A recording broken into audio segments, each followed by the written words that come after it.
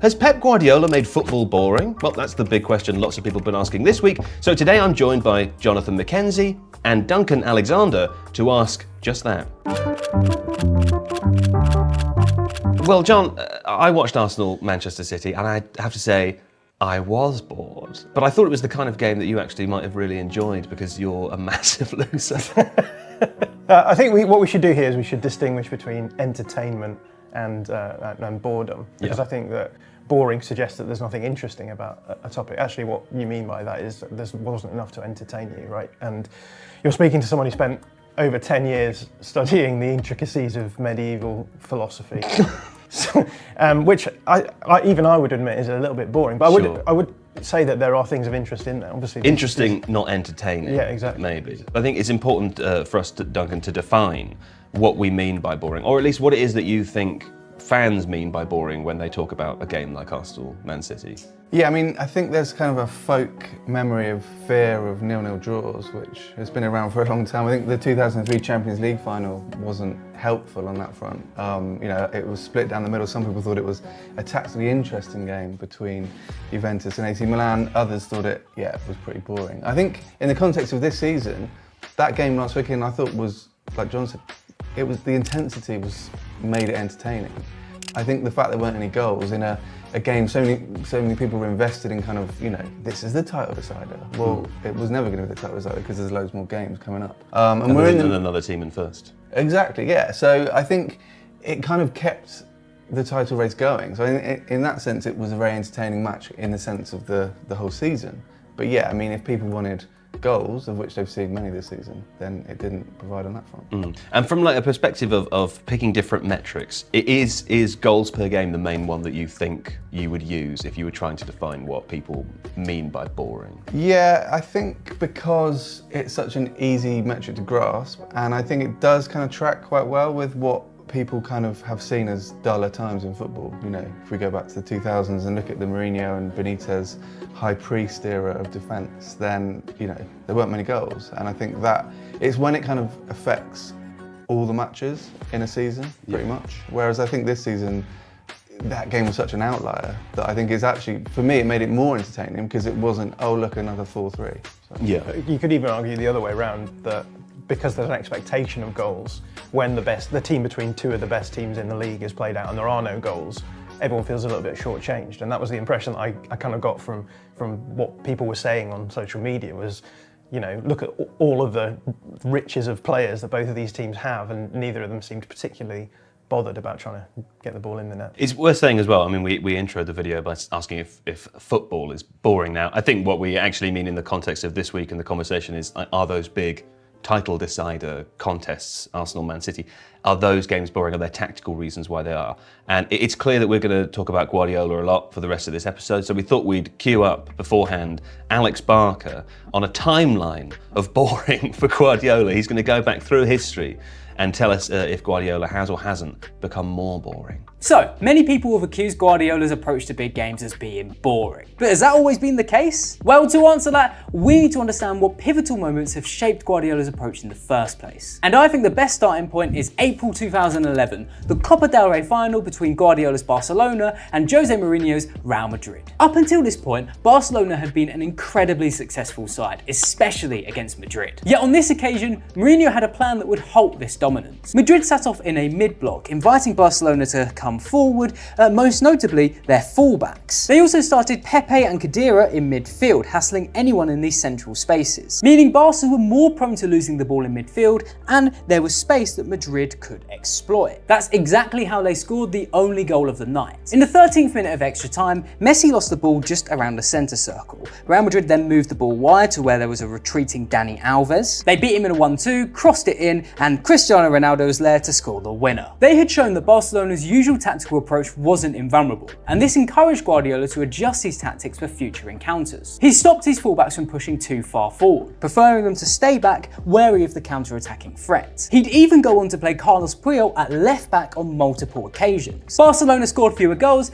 but they lost just once more against Madrid during the remainder of Guardiola's time there. But this wasn't the last time a defeat against Los Blancos would influence Guardiola's tactical approach, because 3 years later, later, his Bayern Munich team were beaten 4-0 by Carlo Ancelotti's side in the Champions League semi-final, a result many consider to be the worst of Guardiola's career. And thanks to Marty Palanow's book Pep Confidential, we have a good idea of what went wrong. After losing the first leg 1-0, Guardiola knew the risk that Madrid could just sit deep in the second leg and hit Bayern on the counter. Mindful of this, he planned to play a 3-4-3, so he could protect against the counter-attacking threat and control the midfield more by loading it with more bodies. But he later changed his mind, and Bayern instead lined up in their usual 4-2-3-1. They had dominated the Bundesliga with this setup, and the thinking was that they could press high and overwhelm Real Madrid. However, as Guardiola later admitted, this was the biggest mistake of his career. Bayern were hit with a wave of counter-attacks and went 3-0 down inside 33 minutes. Post-match, Guardiola reflected that his side had needed more control. It's quite telling in their next game against a big side, against Dortmund in the DFB Pokal final, Bayern went with a back three. And Guardiola did the same again when they faced Barcelona the following season. He was now willing to make larger, safer changes to his tactical approach against elite teams, if it meant he could gain more control and limit the threat of conceding goals in transition.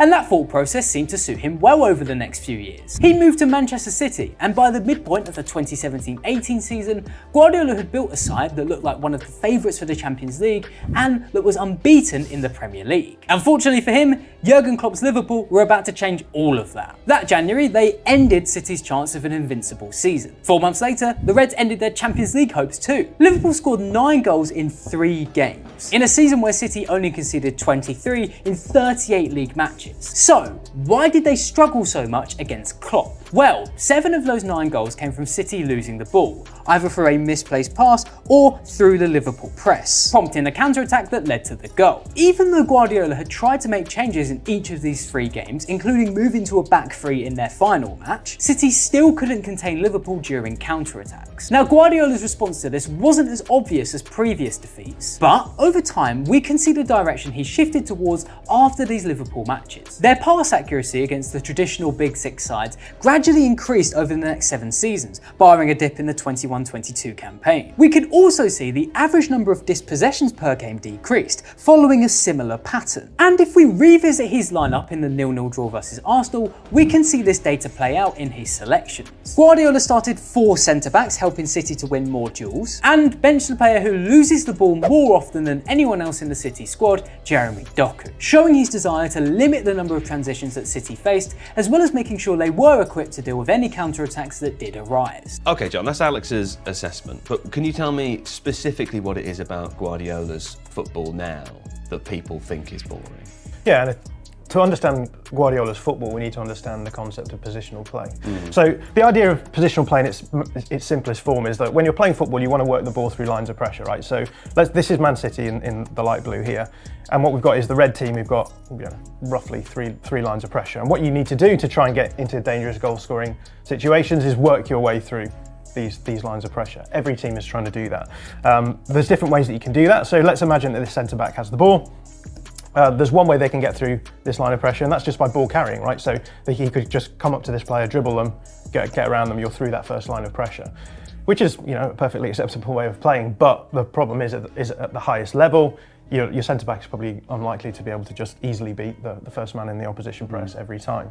So it becomes a bit of high risk, right? Especially because if you lose the ball here, they're going to score. So the other option unless is, your centre-back is Saliba or Ben White. Sure, but even still, like you'll very, very rarely in the elite game even see, you'll see them ball carrying, you'll very rarely see them take on an opposing pressing player. The other option, of course, is you can pass the ball through the line of pressure. The problem with that is, of course, that you'll have the opposition player standing in between those two players to make that harder. And actually, the beauty of this kind of approach is that you get what we call cover shadows, right? So let's see, I never get to use this. Oh, you can use the exciting feature. The cover shadow feature. I like to think of it as the laser gun feature, but each to their own. The thing here is that actually with one player you can defend 2 players, right? Because if this centre back has the ball, the pressing player can move up here to the ball carrier, and in their cover shadow the other player is. So you're basically stopping both players from having the ball. Yeah. And so what you can do if a team are just trying to pass through the lines is make sure that your team are constantly covering those passing lanes. This brings us to the sort of basic principle of positional play, because what positional play wants to do is really pull apart this ability for one player to defend 2 players by actually having another player coming in and taking that player out of the equation entirely through what we might call a third man combination or a layoff. So the idea then is if this player passes the ball forward, the centre-back can pass the ball to the middle player who can then play it around the on-rushing pressing player. And what you've done then is you've developed what you might call a positional advantage. You've used the positions of your players to actually move the ball through a line of pressure. You've created a free man in between the lines, and if you can do this with any sort of regularity, what that means is that you're going to comfortably be able to move the ball down the field. The fundamental principle of positional play is what we're trying to do is use the positions of our players to be able to develop these positional advantages to help us move the ball through lines of pressure and generate eventually dangerous chances. Man City are very good at that, and that's why they're one of the best teams in the world. This sounds very exciting. What's boring about this? So the issue is that there's a very easy fix for this, right? Which is if what you're trying to do is create these positional advantages, free men between the lines, the opposition can stop that quite easily by making sure there's never free men between the lines. So why you'll often see Man City games become quite boring is because the opposition will eventually compress and make it so that there's not really easy free men between the lines. So they may drop into this kind of structure here. Now we've got the attacking players all the way moved up the field. But suddenly what we're starting to see is much less possibility to find space in between the lines. How do you create free players in these kinds of conditions? And actually what ends up happening is that the opposition can quite comfortably keep Man City quiet because what you're doing then is you're making it so that the only way they're going to be able to form free men is by moving outside of these compact areas, right? So you might see this player move out, so the centre-back on the ball here, to receive the ball. The free man is now outside the block. You're very unlikely to actually, a team like Man City are very unlikely to play the ball into these kind of areas because you're under pressure. And if you lose the ball here, you're leaving a huge amount of space behind that can be exploited. And so teams like Manchester City and Arsenal, very, very hyper aware of the fact that they can get counted on quite easily. So what we end up seeing in this sort of situation is that teams actually don't want to play into pressure. They want to avoid pressure. And so free men end up being, outside the block. How do you break down the team? Well, you hope that at some point, one of the defenders makes a mistake, does leave a free man between the lines that you can then find and exploit. Or the other thing that happens, which we see a lot in Manchester City games, is the ball ends up coming around into these wide areas. So you have fullback 1v1. You have these matchups here between a fullback and an attacking player. And then you just hope that you have the talent advantage here, that your wide player is going to be able to get around, hit the byline and get the ball into the box. But in many games you would have that, but when you're Man City playing against Arsenal, you might not. No, and even in games against Brentford, right? Brentford play this way. They play with a back five because, again, it gives them the leniency to get players out into wide areas without compromising in the box. And you can double up on these players. So yeah, okay, maybe there's a talent advantage here with Jeremy Doku, but then what about this? Do you have that talent advantage anymore? Probably not. And if you've got a back five, you've still got the four players in the box to defend. So the issue here then is that for Manchester City, what they're not wanting to do is play into pressure. And so the free man always ends up outside the block. And so what you end up then is with a lot of the ball being moved around. They're trying to find these mistakes, but what if the mistake never happens? Maybe it never comes, and then maybe you get hit on the break, which is why Man City will lose, drop points in 1 every 10 games. More often than not, they're going to win. But more often than not, the games are going to end up sort of becoming these very sort of patient games where it's about City retaining possession, risk aversion, not wanting to put the ball into areas which are going to cause them problems. And so as a result, they just want to keep possession rather than actually try and score a goal. The other thing that this reminds me of is when Man City are in these positions and they have pegged a team back. In last weekend's case, it was Arsenal who defended superbly. When they lose the ball, they do something, don't they, John? They do tactical fouling, which is not exclusively a Manchester Cityism. There are lots of teams that do it. In fact, I think Liverpool did it against Brighton a lot the same day. It's also quite boring, isn't it? Yeah, and it comes back to what we were talking about before, which is what you're trying to do is squeeze the opponent back, find these openings, and to do that you have to be really aggressive in your positioning. As you can see, the way we've got the pitch set up here, there's no Man City player apart from the goalkeeper in their own half. And so if you do lose the ball, you are quite vulnerable because there is a lot of space to attack. So what will end up happening is that the Manchester City player would rather take the foul than risk letting the player pass them. So they take the player out.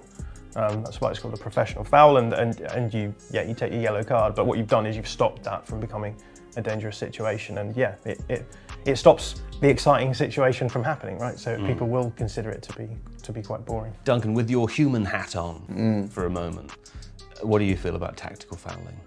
Well, we know it's an issue that people are looking at because in the latest kind of IFAB stuff, you know, the idea of the blue card was mooted, and I think the coloured card was dismissed because people got angry, as they do.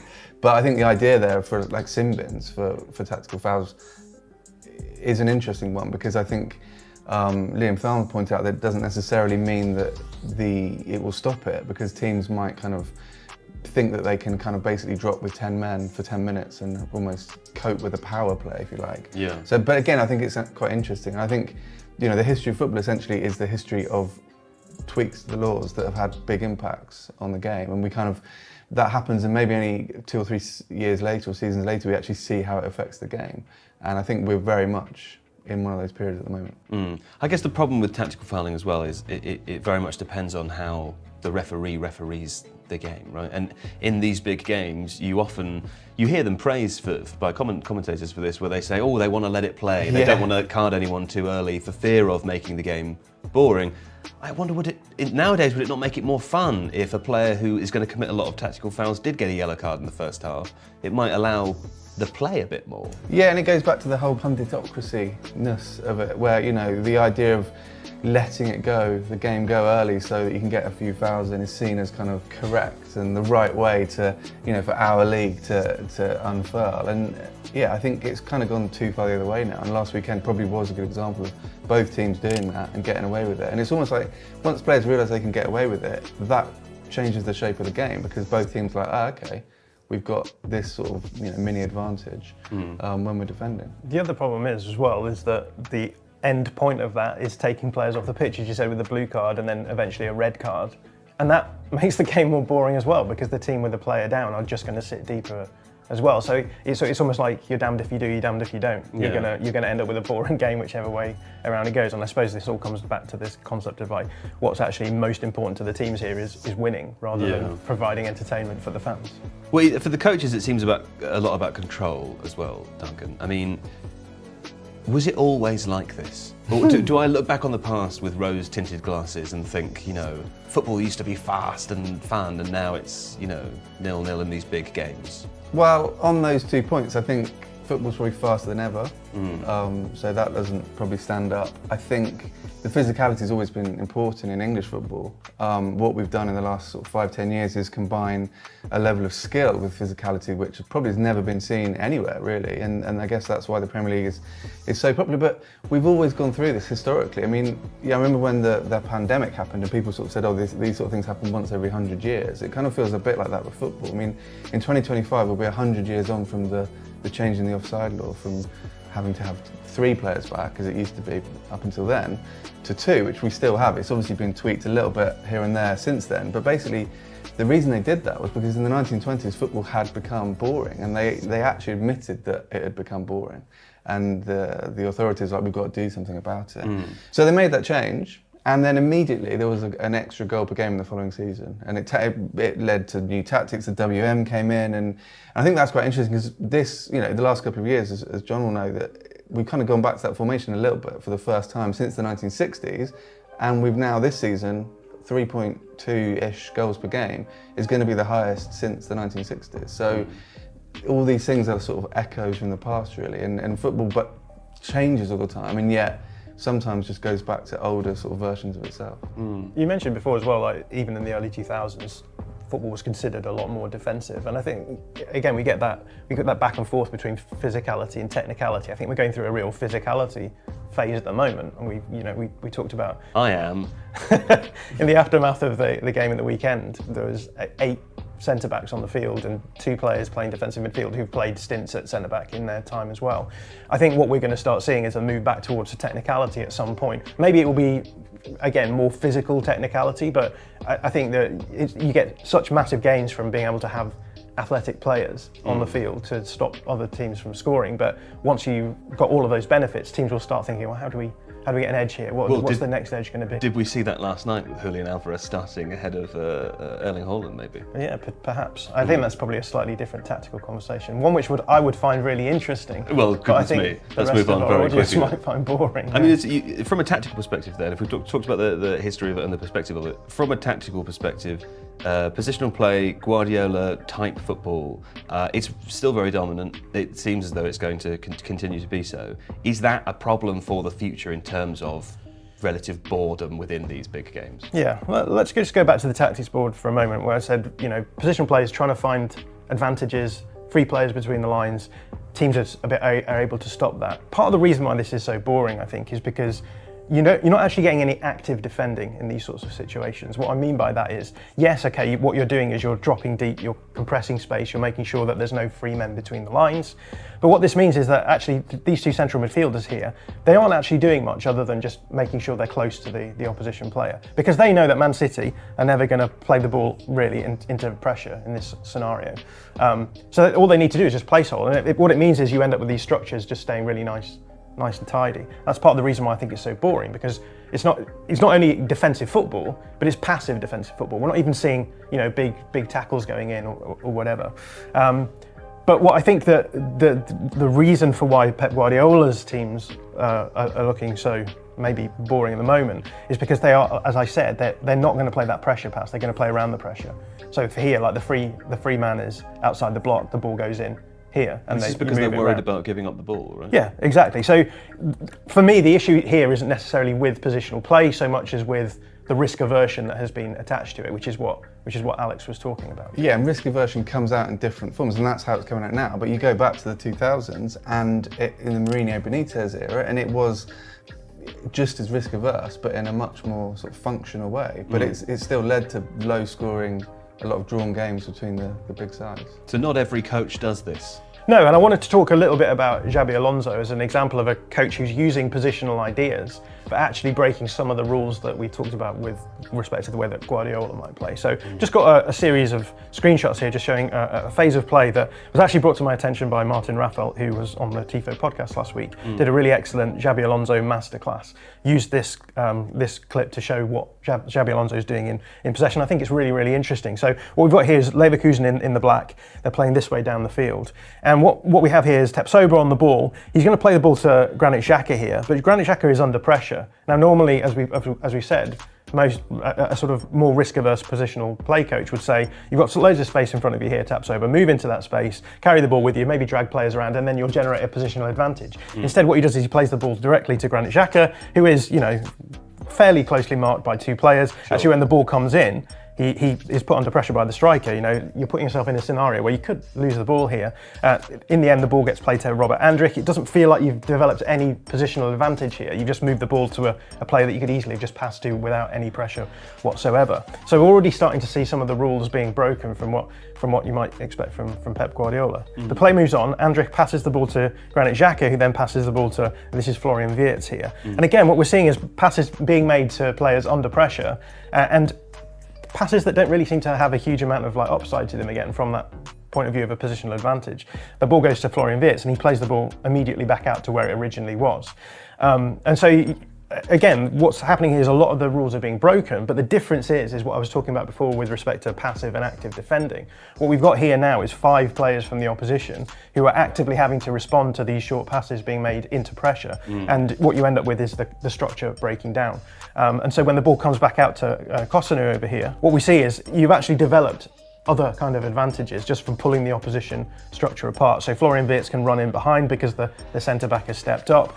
Kosuna's in space, you've got 3v3 in this kind of area as well. So what you're doing then is by, yes, still using positional ideas to get benefits, but by playing these passes into pressure, what you're doing is destabilising the structure and making it much easier to break down. So for example, in the Man City-Arsenal game, in those scenarios, Arsenal don't have to do much active defending. They can sit in their block. The players aren't going to get pulled around that much because City aren't going to play the dangerous pass because they don't want to lose the ball. Whereas what's happened here is Leverkusen use their technical players and saying, fine, we'll play into pressure. We'll rate our players to be able to get out of those situations, and this will generate advantages that we can actually benefit from. The play does go on a little bit further, and what I wanted to show now, this is another interesting aspect of how you actually do get positional advantages from this sort of situation. So Tapsoba gets the ball. The ball was going this way. They decided to come back round, so similar to what you might see from City. We've got Granit Xhaka here. And again, what we see is just a bounce pass between these two players, Tapsoba and Xhaka. Xhaka's obviously under pressure. You're not going to get a huge amount of benefit from him unless he can turn, but he's unlikely to do it with those two players so close. So receives the bounce pass.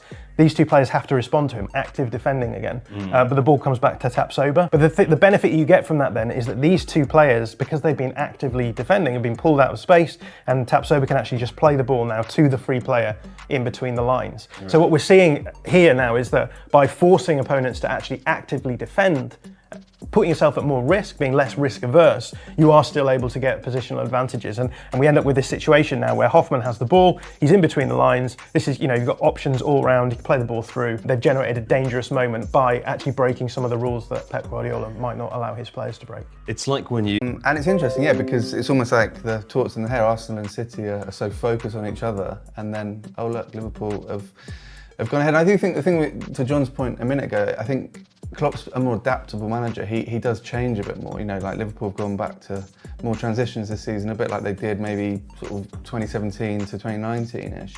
And that's because of the players he has available. And I think he's probably more pragmatic, and sometimes that doesn't work. We've seen, I think Klopp's got a bigger sort of win-loss potential. We've seen Liverpool and Dortmund both have bad seasons under him.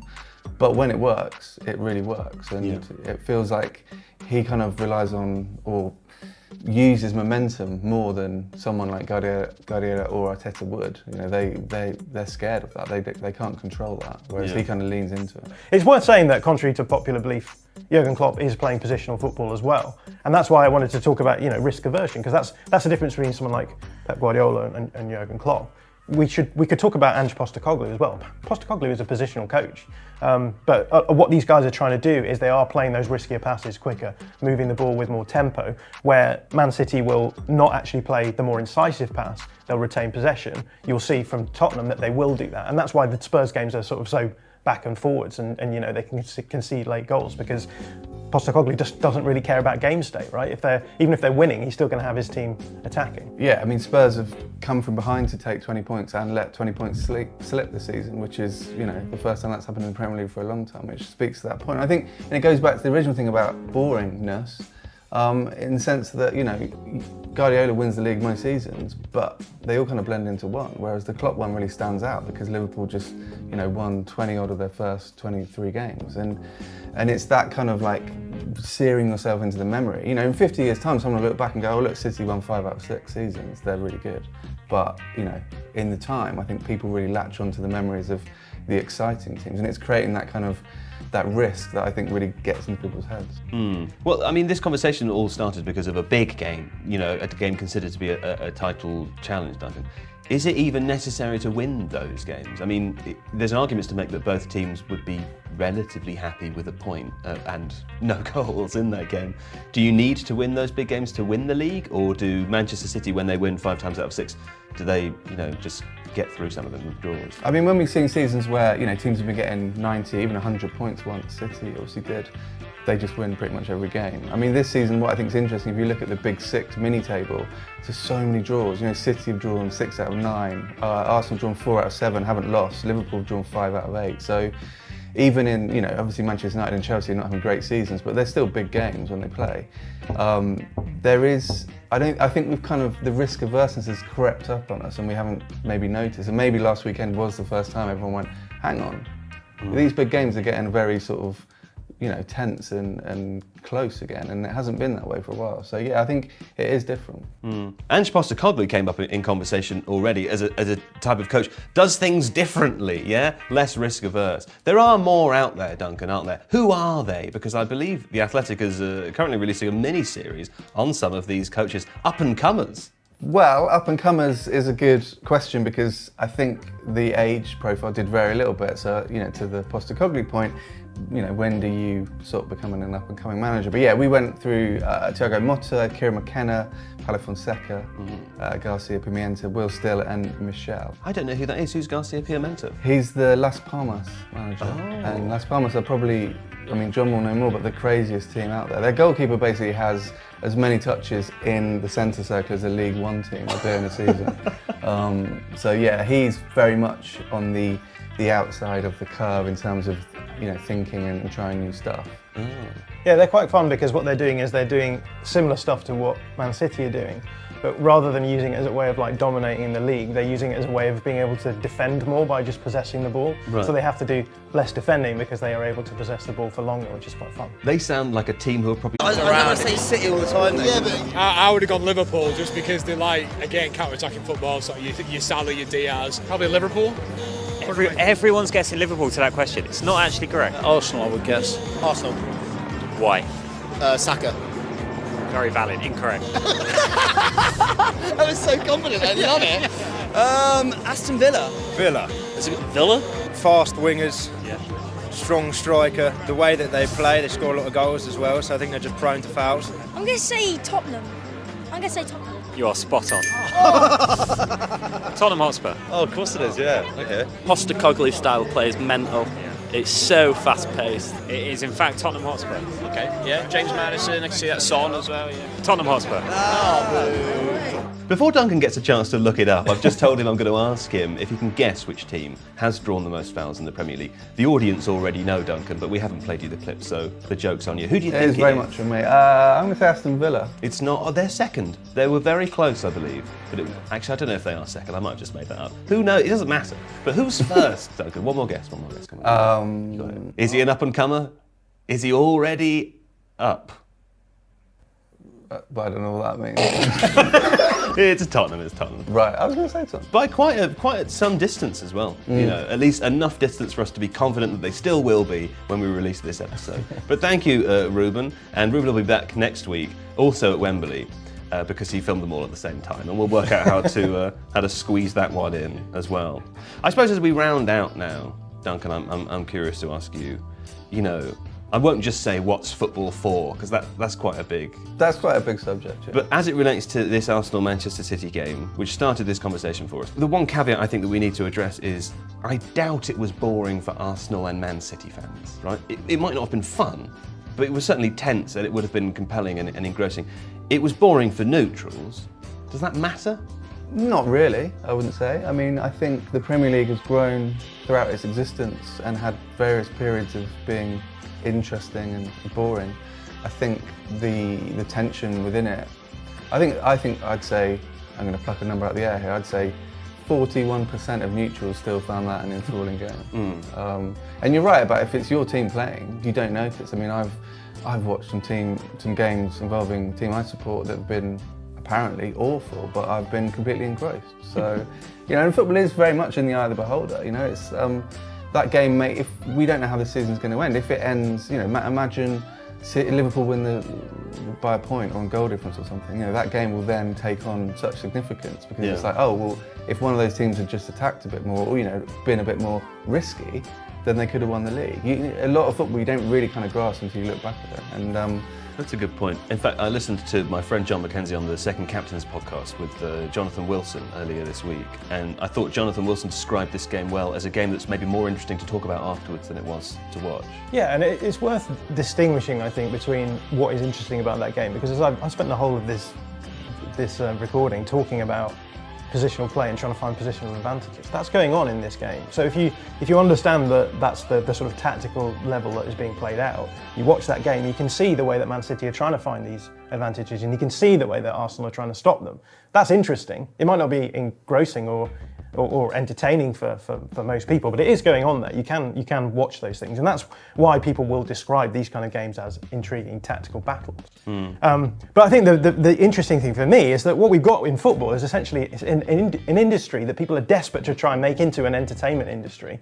But at the end of the day, it's clubs that are owned by people who have a lot of money, who are trying to use those clubs as vehicles for either making more money or enhancing their status or whatever.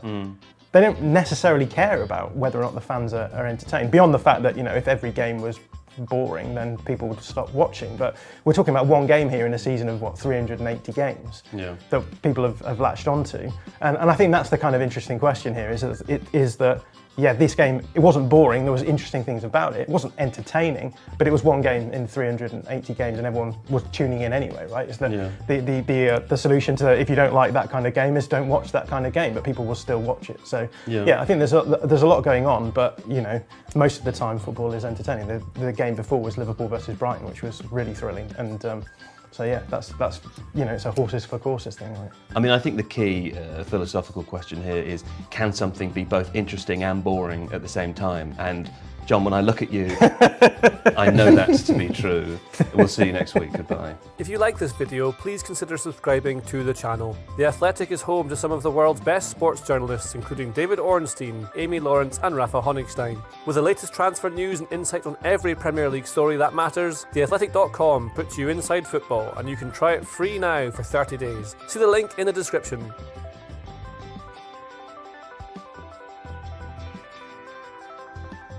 Let's look at the top of the Premier League, because that's where we'll find your former club. Who's at the top?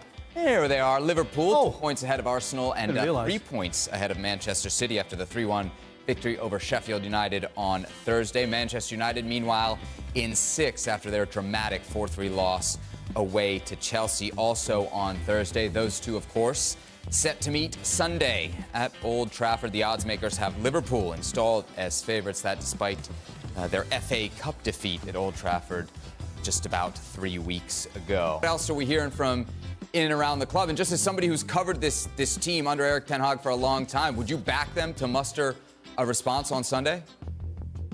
Well, as Robbo said, you can't predict United, and it would be foolish to say they can't get a result in this game, because they can. But they showed it 2 or 3 weeks ago in the FA Cup. But I do think that was kind of a fluke. I think it was a fortunate win, because Liverpool should have won that game. And I think on this occasion, United are probably weaker because of the injuries they've got. Varane, like say, Evans is out as well. I think it'll be Willy Kambwala at the back alongside Harry Maguire. So the fullbacks will be the same. You've got Dalot and Wan-Bissaka, who both lacked a bit of concentration, shall we say, at Chelsea. They're not the best defenders in the world. So I don't see many changes. And I think now what we're looking at is the long goodbye with Erik ten Hag. I just think we're getting to the point now where he can't save himself. I think that they're so far off the top 4, 5th spot, even if that's a Champions League spot, they're nowhere near that. And I think they had such a bad season in the Champions League, being knocked out the group stage. I just don't see how he can turn it around now. He spoke about 2 or 3 months ago, judge me when the players are fit. Well, they've been fit and they're injured again.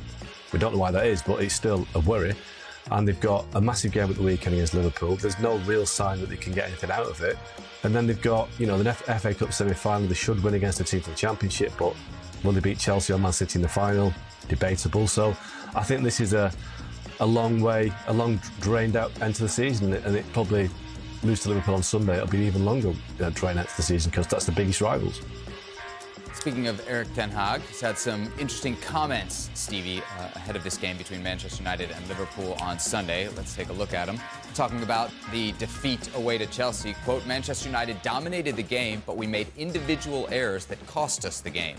We have to learn from it. When you are a Man United player, you should already know how to deal with this circumstance. Throwing the players under the bus there, Stevie? To be honest, after the first line, I stopped listening. Why?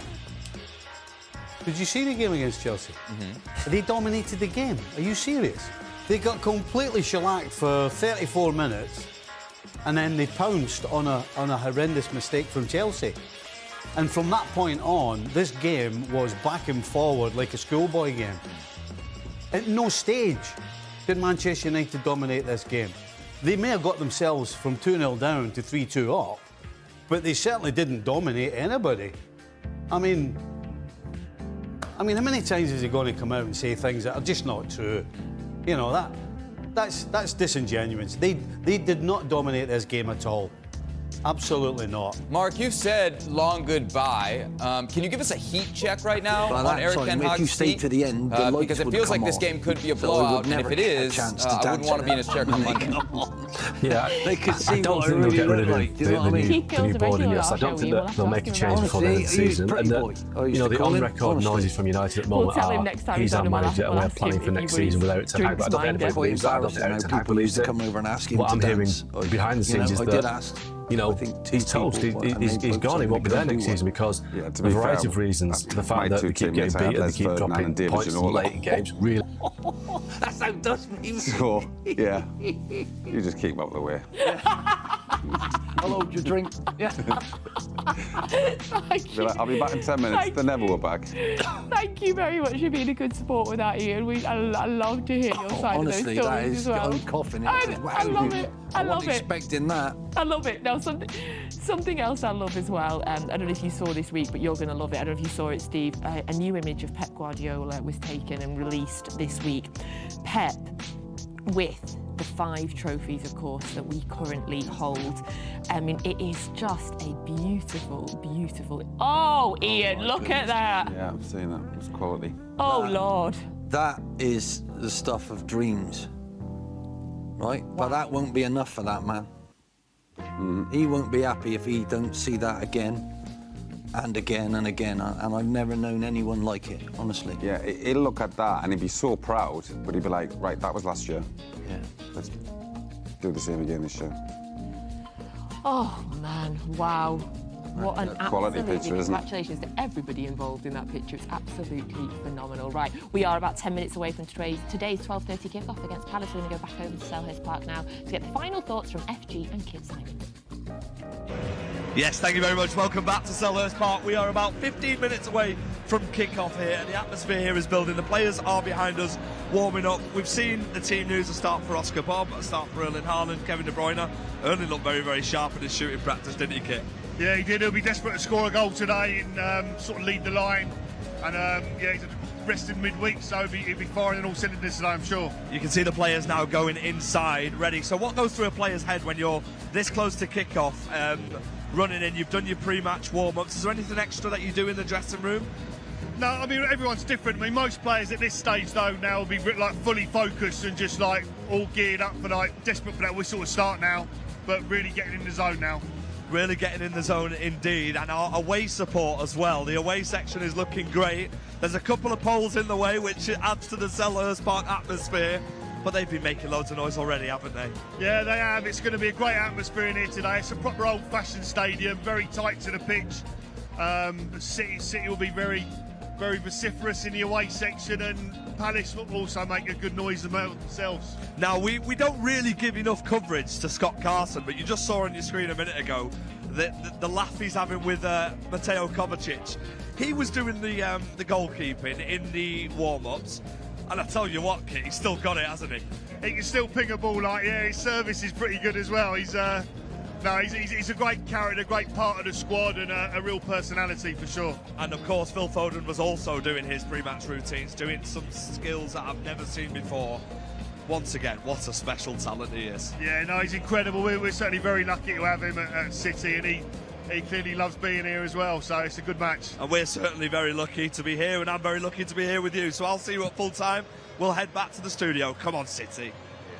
If I had something like that, I would. Thank you, FG. Thank you to Kit Simons. So we are about 8 minutes away from today's kickoff. City taking on Palace. You'll get your full match commentary, as you always do, on the Manchester City app with Alistair Mann, and he is joined by, of course, the legend Andy Morrison today. So, gents, just before kickoff now, I'd love to get your final thoughts. We often get to this part in the show, Steve, and my stomach starts to jump when I realise it's a football game about to kick off. So, what's your thinking? How's it going to go today? I'm going to go for a City win. I think, obviously, the pressure's on the top teams to get results. As Ollie said, it's a difficult place to go. 100% it is. But I think City will have enough for them. Do you want me to score prediction? Hold on, give me 1 second. Let's get Ian's, and then we'll blast it with the score prediction. Ian, what are you thinking? How's the game going to go? You've had one freak result against them already this year at your place, and I can't see anything other than a Man City win. Because when the going gets tough, they certainly get going, and they know they've done it before, so it's muscle memory, and and their manager is at them, you know. Okay, score prediction. 3-0. Ooh, okay, Ian? I think Palace will have a go and they'll do what they can. I think it'll be 1-3 to Man City. Why? Palace 1. Yeah, I was thinking about 3-1, but then I'd said 3-0. I'm delighted you haven't got, like you normally do, to City though. To City. That's what it normally happens. I have to check sometimes, Ian. You Yeah. never know. Why are you so confident? I just think they know when the tough gets going, they get going. When it's getting tough, Yeah. they step up. They've been there, they've seen it, they've done it. Listen, don't get me wrong, will they take an ugly 1-0? 100%. But I just think they might make a statement today.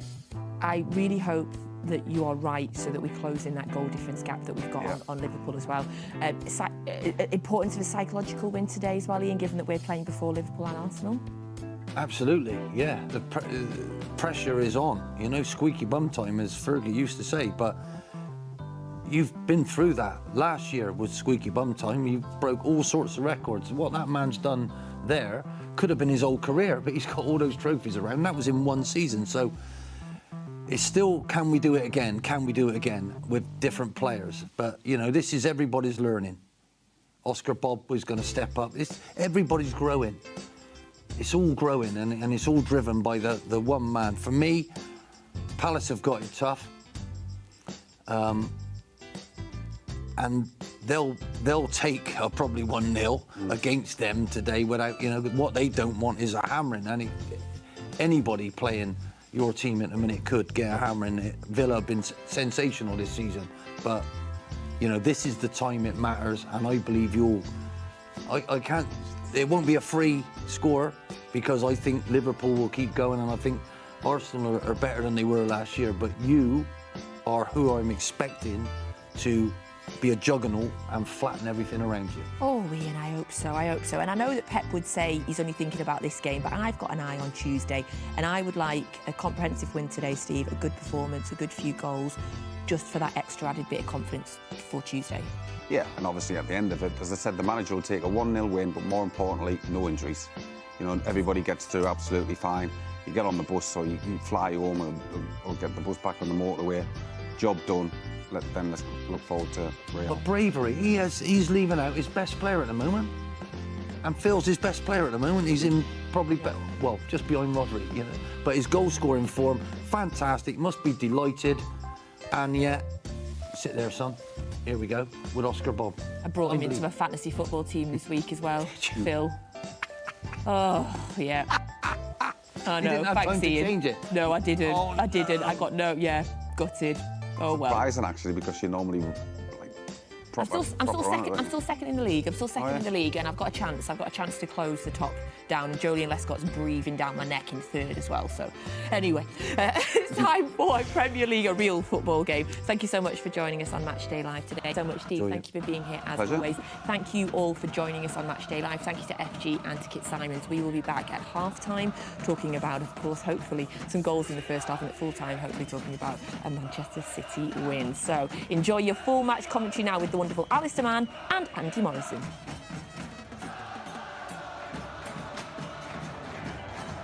Thanks, Natalie.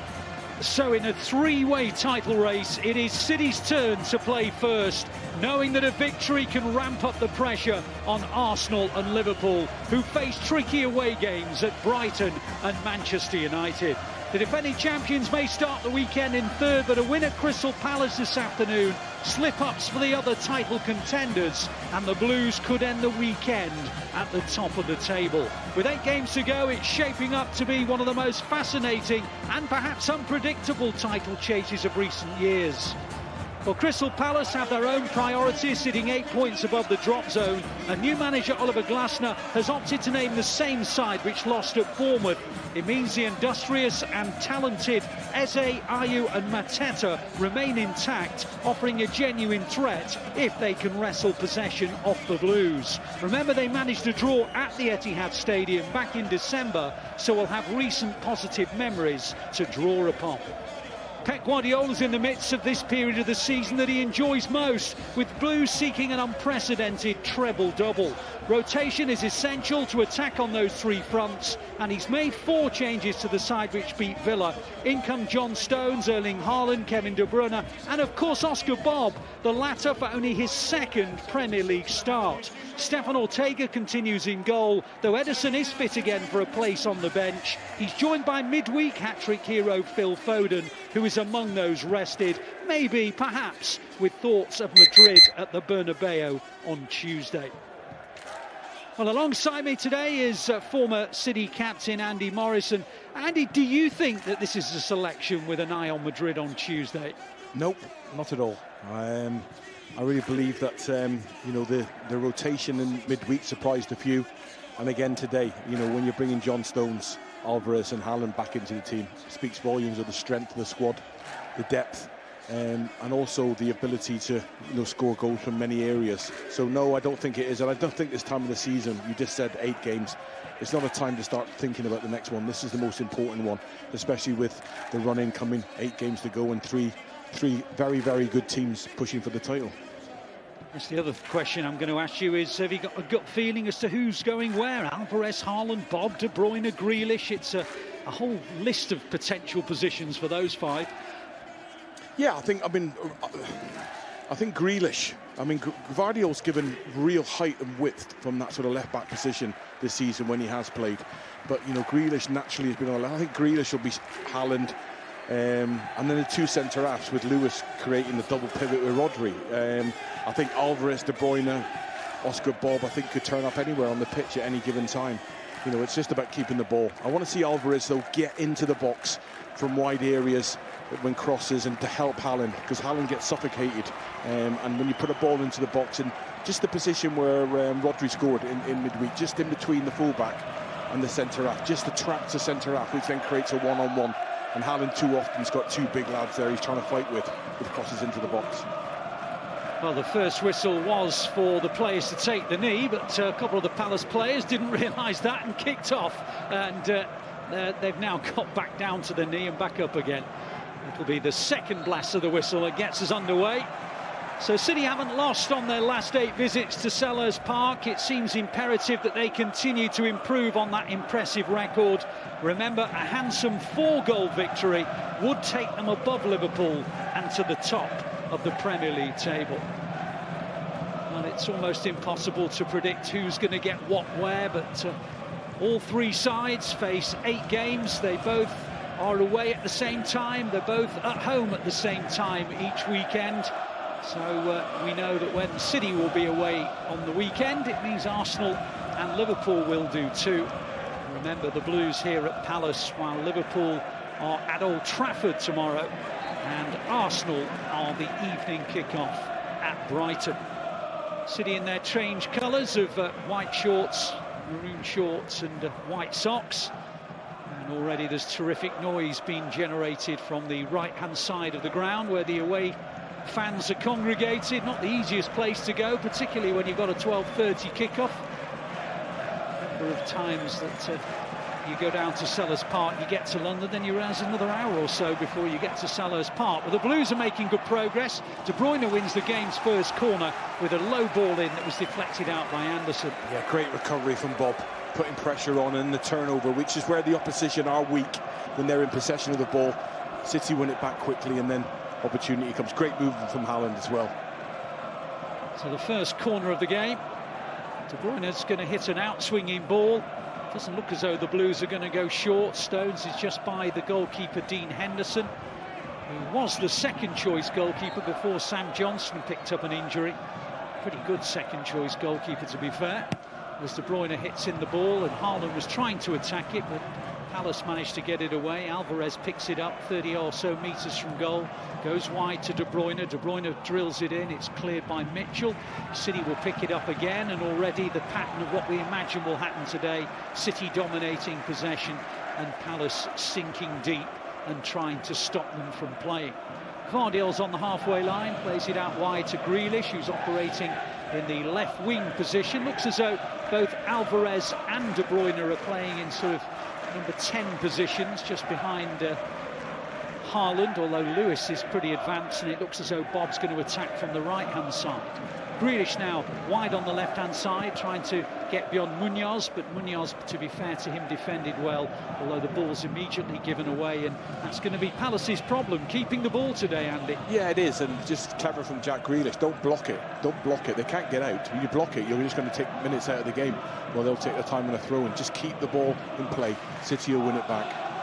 At the moment, Palace are rampaging forward on the counter with Mateta. Mateta's through on goal here, and he's put it against the inside of the post and into the back of the net. You can't believe what you're witnessing. Palace have literally only got out of their half once.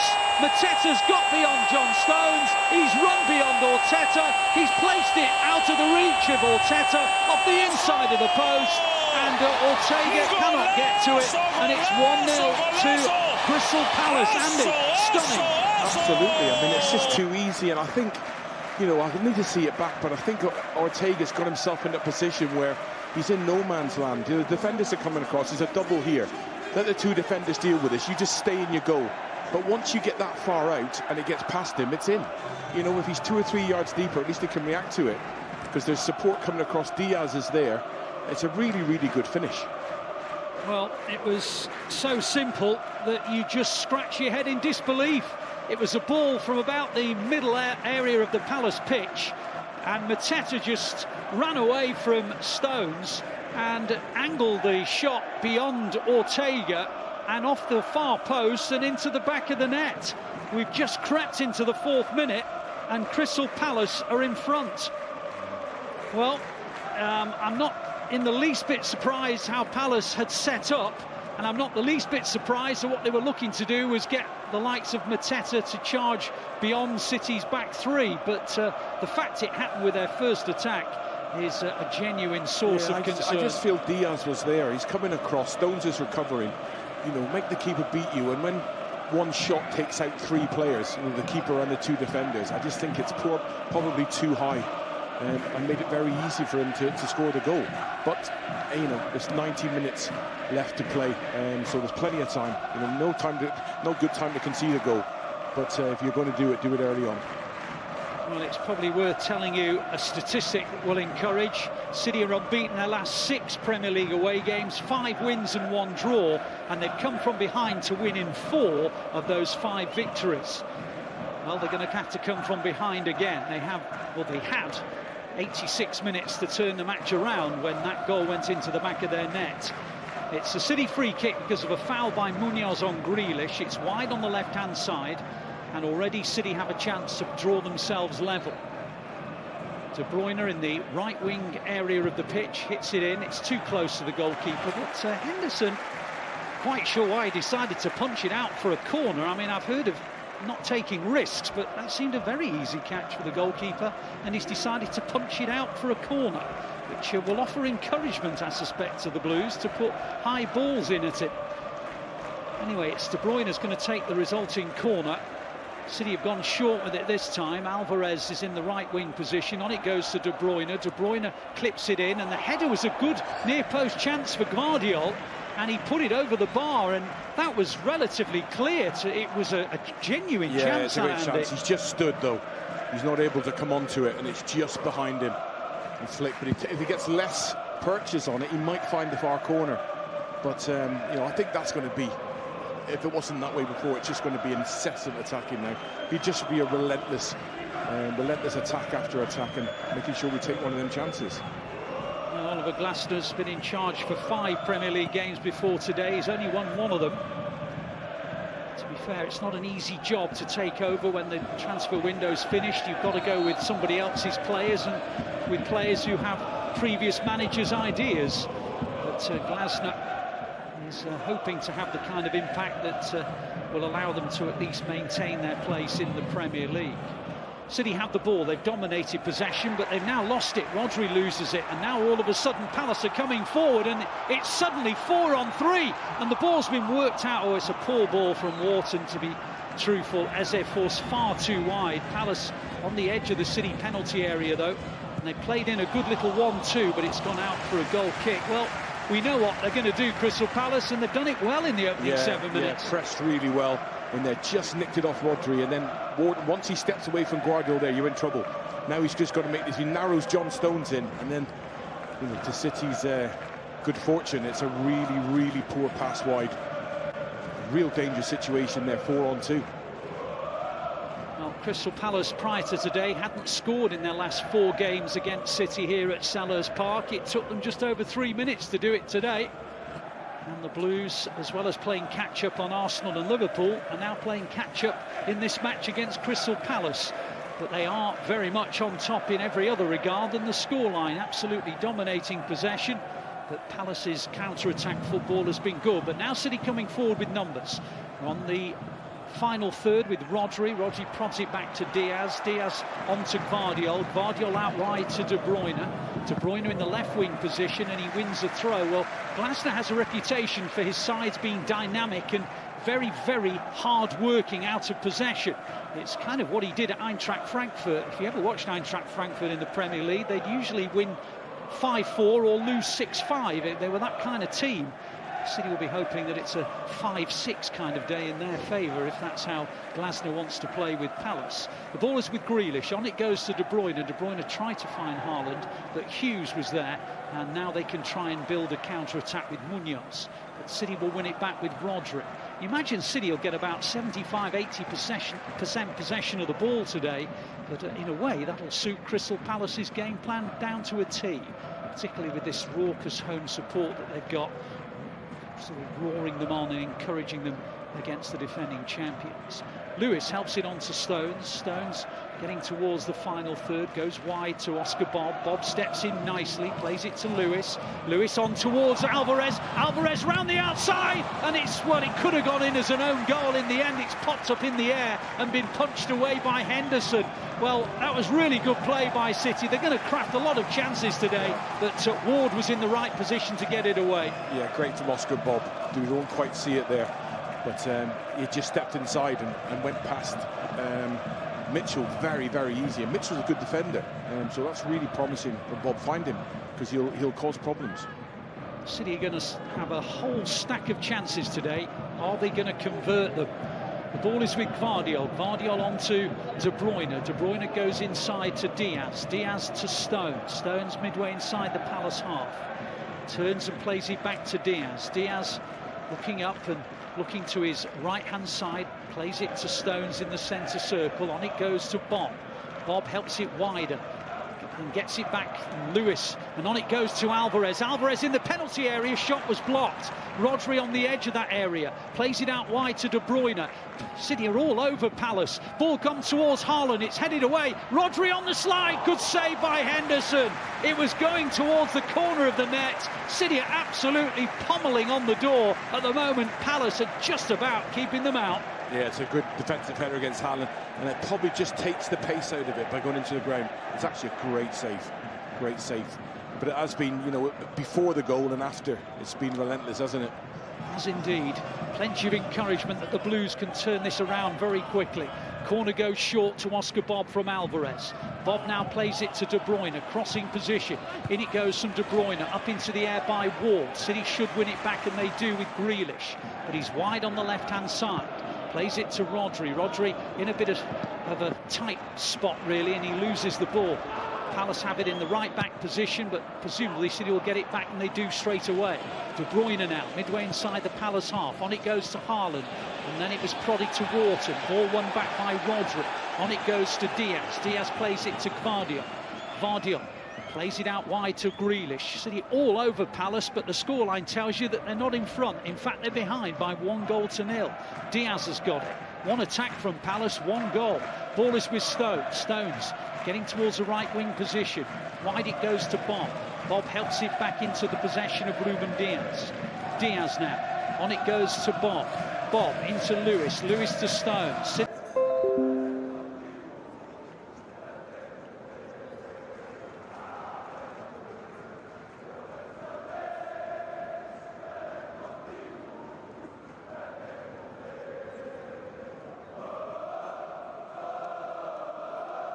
With a a bending right foot shot into the corner of the net. They call it the postage stamp. It absolutely nestled in the corner of the letter, and City are back at 1-1. Yeah, it's brilliant. The right man at the right time.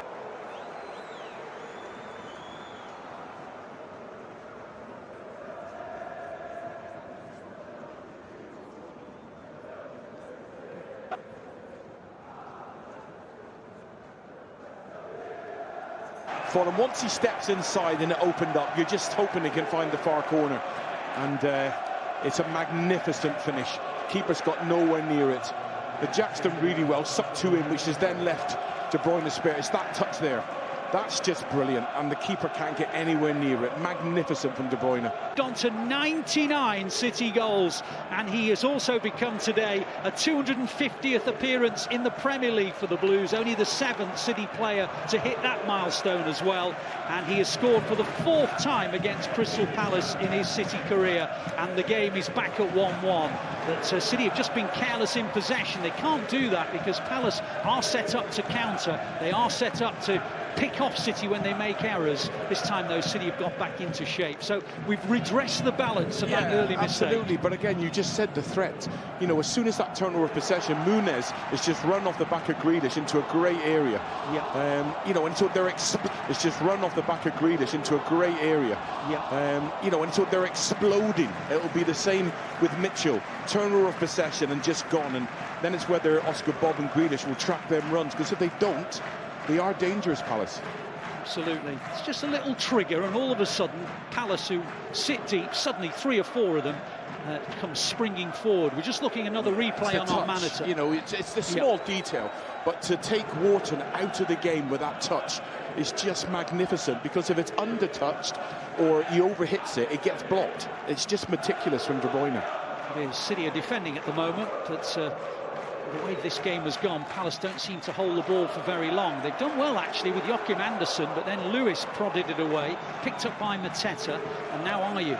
Ayew goes backwards towards the halfway line. This is a real game, because you have to be fair and say that Palace have contributed to it with some really good counter-attack football that have just caused City to be a little concerned that they kept that back door shut. They didn't in the 3rd minute, and in the end they were a goal behind. But De Bruyne, with his 99th City goal, has made it 1-1, and it's certainly set up to be a terrific contest, this, in the southeast of London. And City have just won a goal kick, and, well, De Bruyne is the captain because Kyle Walker's on the injured list, and he certainly put in a captain's display in the opening quarter of an hour. It was a quite exquisite goal, his 99th for City.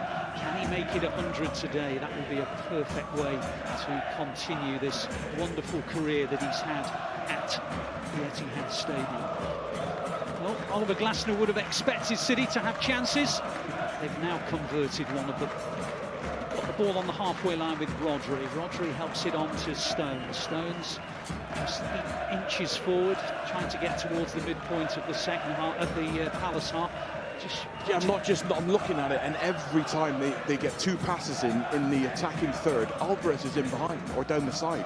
There's nobody taking responsibility for Alvarez. I know it's kind of a free roll as a 10, but you just wait to see the next time we get into the final third. Nobody's tracking him. Well, Stones has tried to pop it through towards Alvarez. It's a bit heavy, and Lerma's going to put his body in the way and allow the ball to go out for a goal kick. Alvarez fell over the top of Lerma and collided with one of the advertising boards, but he's picked himself up, and it will be a goal kick to Crystal Palace. I'm just looking at Wharton and Hughes, and it's just in between them two and Ward, Anderson and Lerma, and it's so difficult to pick that up. And if the timing of the run's right, I mean, Alvarez down the side of Anderson is going to cause so many problems. Incidentally, Kevin De Bruyne has now scored 3 goals this season. When you bear in mind that he was out for such a long period of time, he's actually scored 3 goals and had 11 assists in just 14 games and 17 minutes. That's making up for lost time. Remember, he picked up that injury on the opening day of the season against Burnley and only found his way back to fitness in January. He's already got 3 goals and 11 assists, but now there's a bit of a break down the right with Munoz for Crystal Palace, but who's there? Rodri couldn't quite reach it. Eze gets to it, and now Mitchell on the edge of the area, puts in a ball, but Ortega's there and he punches it away, but then it's picked up by Ayew, and Ayew skies it, but again, that little danger they've got with Munoz down the right. Yeah, it's a trigger, isn't it? We've seen it many times. Brentford are very similar with their back five. They just explode. And it's really important that Ortega, I think he catches that, because he's putting it right into a dangerous area, and then if he pulls that across his body and sclaps it, they're the ones that end up in the bottom corner. Really important dealing with that, or getting good leverage way out of your box with the punch. Stefan Ortega, this is his 9th Premier League game for City. He's won 5 and drawn 3 so far, so he's unbeaten as a Premier League goalkeeper for the Blues. So that record stays intact today. As Diaz helps it into De Bruyne. De Bruyne on the halfway line. Lovely ball. Haaland through on goal. Can he make it 2-1? Great save, Henderson. Really good goalkeeping. He was on top of Haaland before Haaland really got his shot away. City keeping it alive with Lewis. Lewis now towards the edge of the area. Finds Oscar Bob. On it goes to Lewis. Lewis into the penalty area. Deflection corner. Brilliant again from City. They're going to open up Palace at will today. Brilliant from De Bruyne. Just gets on the half turn. Just in here. That bit there is brilliant. Then the weight of the pass. He couldn't get the ball out of his feet there. It's just got trapped. If he could have got it a yard to the left, he might have just been able to clip it there. That little moment there just didn't, and then the pressure behind. Maybe he should have waited for the defender to hit him from behind. It's that short corner again. Yep, short corner taken. Alvarez plays it to De Bruyne, crossing position. On it goes to Bob. Bob won't keep it in. Goal kick. Well, City are fashioning chances at will. It really is about how many of them they can take. Palace, not a great scoring record. And you do feel if City can get, let's say, 2 or 3, certainly 3, you'd think it will be beyond Palace today. And that was the chance to make it 2-1 for De Bruyne and Haaland together. And the pass was good, but Haaland couldn't quite get it out of his feet. And it was stopped well by Henderson. So in the 20th minute of what's been a really entertaining match, it's City 1, Palace 1 here at Sellers Park. The Blues behind to Palace's only attempt on target. Lewis now in possession of the ball, finds Oscar Bob. Bob in the right wing position, plays it in field, almost found De Bruyne, but Eze was there. City win it back through De Bruyne, but then Mitchell have the ball in their hands because it's a throw on the halfway line, which Mitchell takes. Wharton gets to it, loses it to Rodri, and Diaz clears it up into the air. Alvarez wins it back and on to De Bruyne. Prodded back to Gvardiol and Rodri, and now City have control of it again. Building from the middle area of their half. Stones now getting towards the halfway line. Out wide it goes to Lewis. Lewis just comes inside and finds Rodri and gets it back, Rico Lewis. Lewis helps it on. On it goes to Ruben Diaz. Diaz in the centre circle, wide to Gvardiol. Gvardiol wider further to Grealish. Grealish hugging the touchline on the left-hand side. Into De Bruyne, good ball. De Bruyne around the outside. Good sliding challenge, though, by Joachim Andersen, who's a really good defender. And Munoz, and then Anderson will get it away. But again, they've given it straight to City. Gvardiol on to Stones. Stones level the edge of the centre circle. Plays it back to Rico Lewis in the centre circle. On it goes to Rodri. Rodri into the possession of Stones. Stones midway inside the Palace half. Plays it back to Lewis again. Lewis just at walking pace, plays it to Rodri. Rodri helps it further along to Gvardiol. Gvardiol even further out to Grealish. Grealish steps in off the line, keeps on coming, tries to play it in, I think, towards Haaland, and then he was caught. He stayed down, Grealish. City have now got some defending to do with Rico Lewis. Rodri's header. Haaland gives chase, lays it back. Grealish is slow to pick himself up, and Ayew's down as well for Crystal Palace. We're in the 23rd minute, and there are 2 players down here. Let's have a look at the challenge on Grealish by Munoz. Yeah, he's just caught his training leg. Just caught him, didn't he? As he's gone through. Ooh, and then Ayew's gone sliding in on Gvardiol and got himself a bit of a whack as well. I think both players are okay, and they're both on their feet without the need for any physiotherapy, so it will be... How will the play restart? Referee's just going over to the ball. Grealish is on his feet, Ayew's on his feet. 2 of them exchange pleasantries. And we're just beyond the midpoint of the first half. Crystal Palace 1, City 1. Crystal Palace in front. The only time they crossed the halfway line in the opening 3 minutes, and they scored through Mateta, placing it off the far post. But City were threatening an equaliser, and De Bruyne, with an absolute beauty, his 99th as a Blue, makes it 1-1. It's going to be an uncontested drop ball near enough on the halfway line, and it's Diaz who has the ball.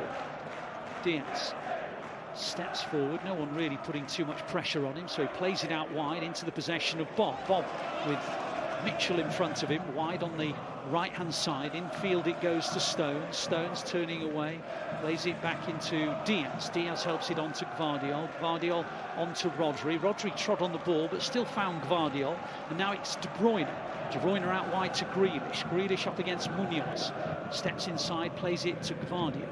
Gvardiol goes out wide to De Bruyne. De Bruyne back to Gvardiol. Gvardiol helps it on to Ruben Diaz. Diaz clips the ball out towards Bob. Bob's in a bit of space, takes the ball down, and the referee's given a handball. It's just come off his knee and just jumped up into his hand. I think that's how it looked. Yeah, it's unfortunate.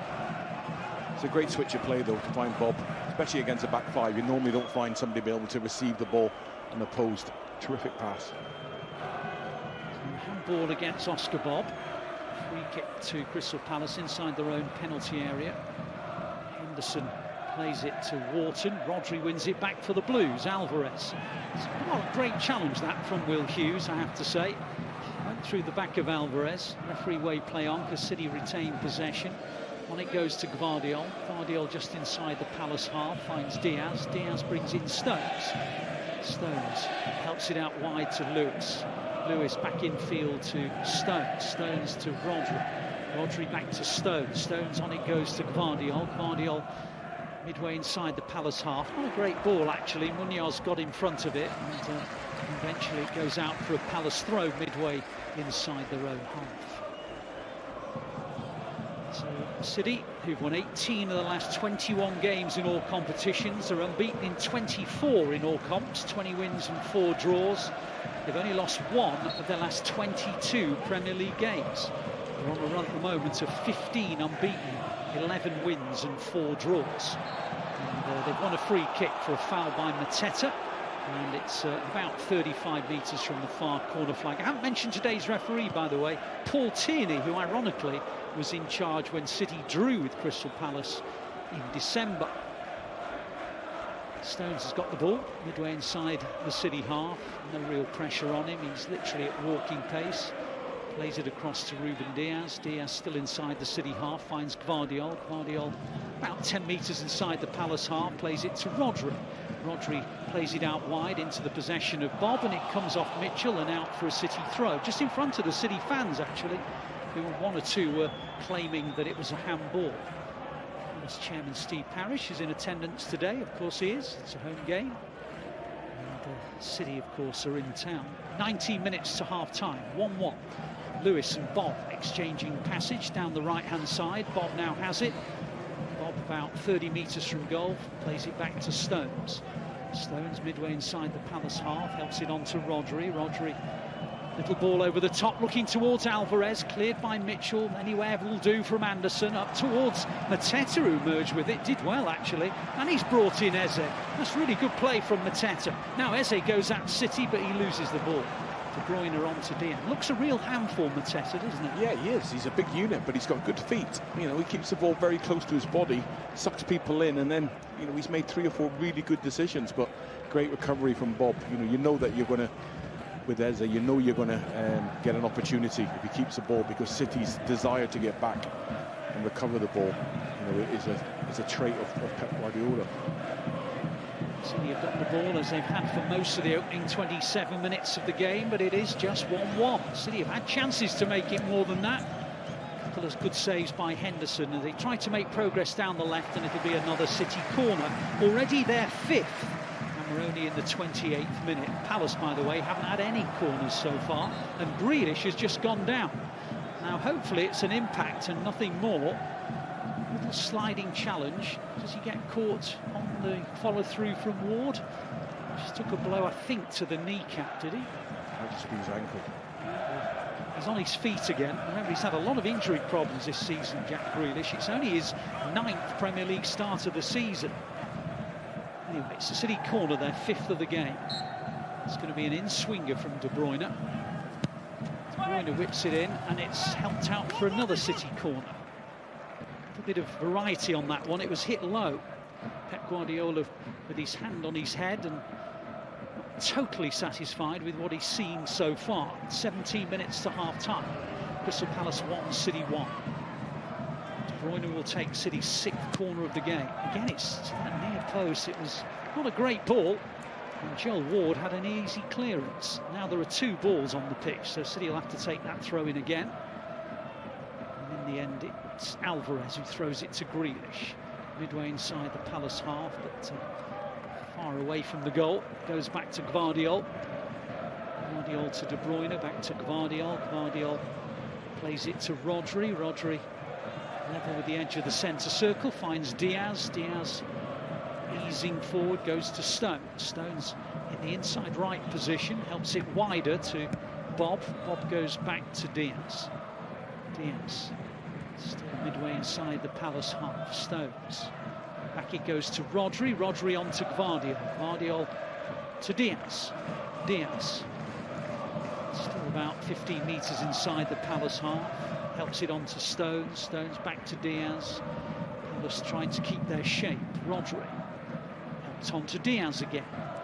Diaz. Plenty of touches of the ball for City's centre half. Helps it on to Gvardiol. Gvardiol might think about shooting. He did. And it was blocked by Ward. Put his head on the line and blocked the shot. That's the first time in the half an hour that Palace have just got stretched. They moved the ball left to right and then back out to the left. And Gvardiol, I think then the Grealish had a 2-on-1. They're just beginning to tire a little bit now, mentally probably, to be able to keep doing the distances. Left to right, right to left. It's relentless when you play against City. To keep that focus up is so difficult. City are finding gaps. The ball is with Rodri in the middle area of the Palace half. Lewis joins in. Lewis with a couple of Palace players in front of him, finds Gvardiol. Gvardiol looking up in front of him, taps it to De Bruyne. De Bruyne out wide to Grealish, midway inside the Palace half. Goes back to Gvardiol. Gvardiol helps it on to Rodri in the central area of the pitch. Rodri advances.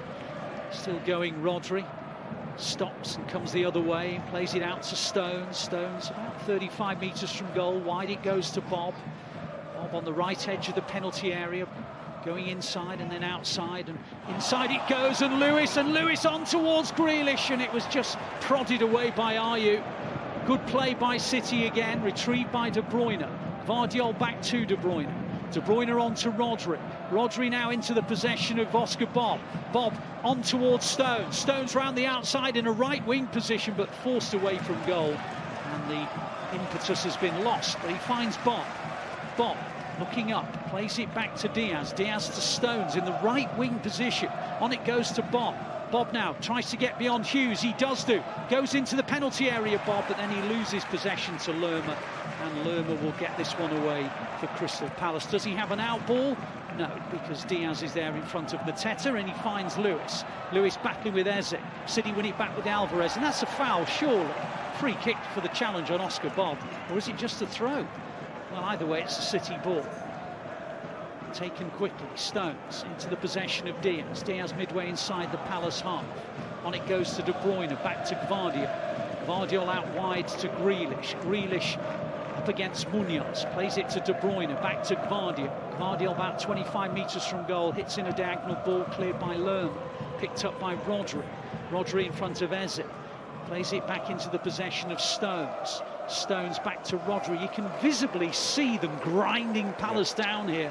Palace doing what they can, but it's so relentless. It's a good tackle by Munoz though on Grealish, and then Gvardiol picks it up. De Bruyne now into the possession of Stones. Stones looking for the right ball, finds Rodri. Rodri into Haaland. Haaland just tackled by Lerma, and then it goes out for a corner. City's 7th of the game. And we're only in the 33rd minute. It really is a battering at the moment, except in the scoreline, which says 1-1. You have to say that there's probably no other team like City in the way that they just keep going and going and going and forcing you to concentrate and the second you waver, you concede. Alvarez now from the corner, still in a position to cross it, helps it on into Grealish. Grealish taps it out wide into the possession of De Bruyne. De Bruyne inside to Alvarez. Alvarez helps it on to Lewis. Lewis back to Alvarez. Alvarez into Stones. Stones back to Alvarez. Alvarez in a shooting position. He drove it wide. It was one of those where if he'd have caught it nicely, it might well have gone in, but he just got it slightly wrong and it goes out for a goal kick. Yeah, it's a tough one. It's a great little bit of skill there from Stones. He's going to have to cut across it to find that far corner, so it's always coming away from the post. But again, a little bit of cleverness and a little bit of guiling around the box, and you will open Crystal Palace up. And I can't see them being able to maintain, this kind of level of focus. They're trying to come out now, Palace, with Mitchell. Mitchell, he's hit it straight out of play for a City throw. It's just indicative of how it's going for them. They just cannot get out. And yes, they've had one good attack, scored from it, and that's why it's 1-1. City have it with De Bruyne, but he loses it to Hughes. Now there's a potential counter-attack for Palace. Oh dear, dreadful ball. City pick it up. Haaland now goes forward into the possession of De Bruyne. De Bruyne now. Grealish, I beg your pardon, and now De Bruyne. And now Oscar Bob, he won't keep it in. It goes out for a goal kick. But again, there was a chance of a counter-attack from Palace. Hughes got it wrong. Suddenly the ball's coming back at them again. It's a really tough one. You can imagine the manager on the touchline saying, we're at our weakest when we're in possession of the ball.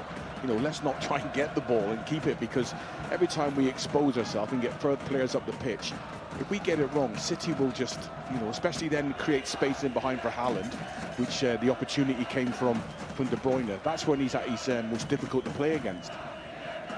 Just over 10 minutes to half-time. It is 1-1, but to say City are playing some great football here. If they can just be a little more ruthless, get themselves in front. I just can't see Palace finding a response. The ball is with Stones. Stones helps it on to Diaz in the centre circle. Diaz on to Gvardiol.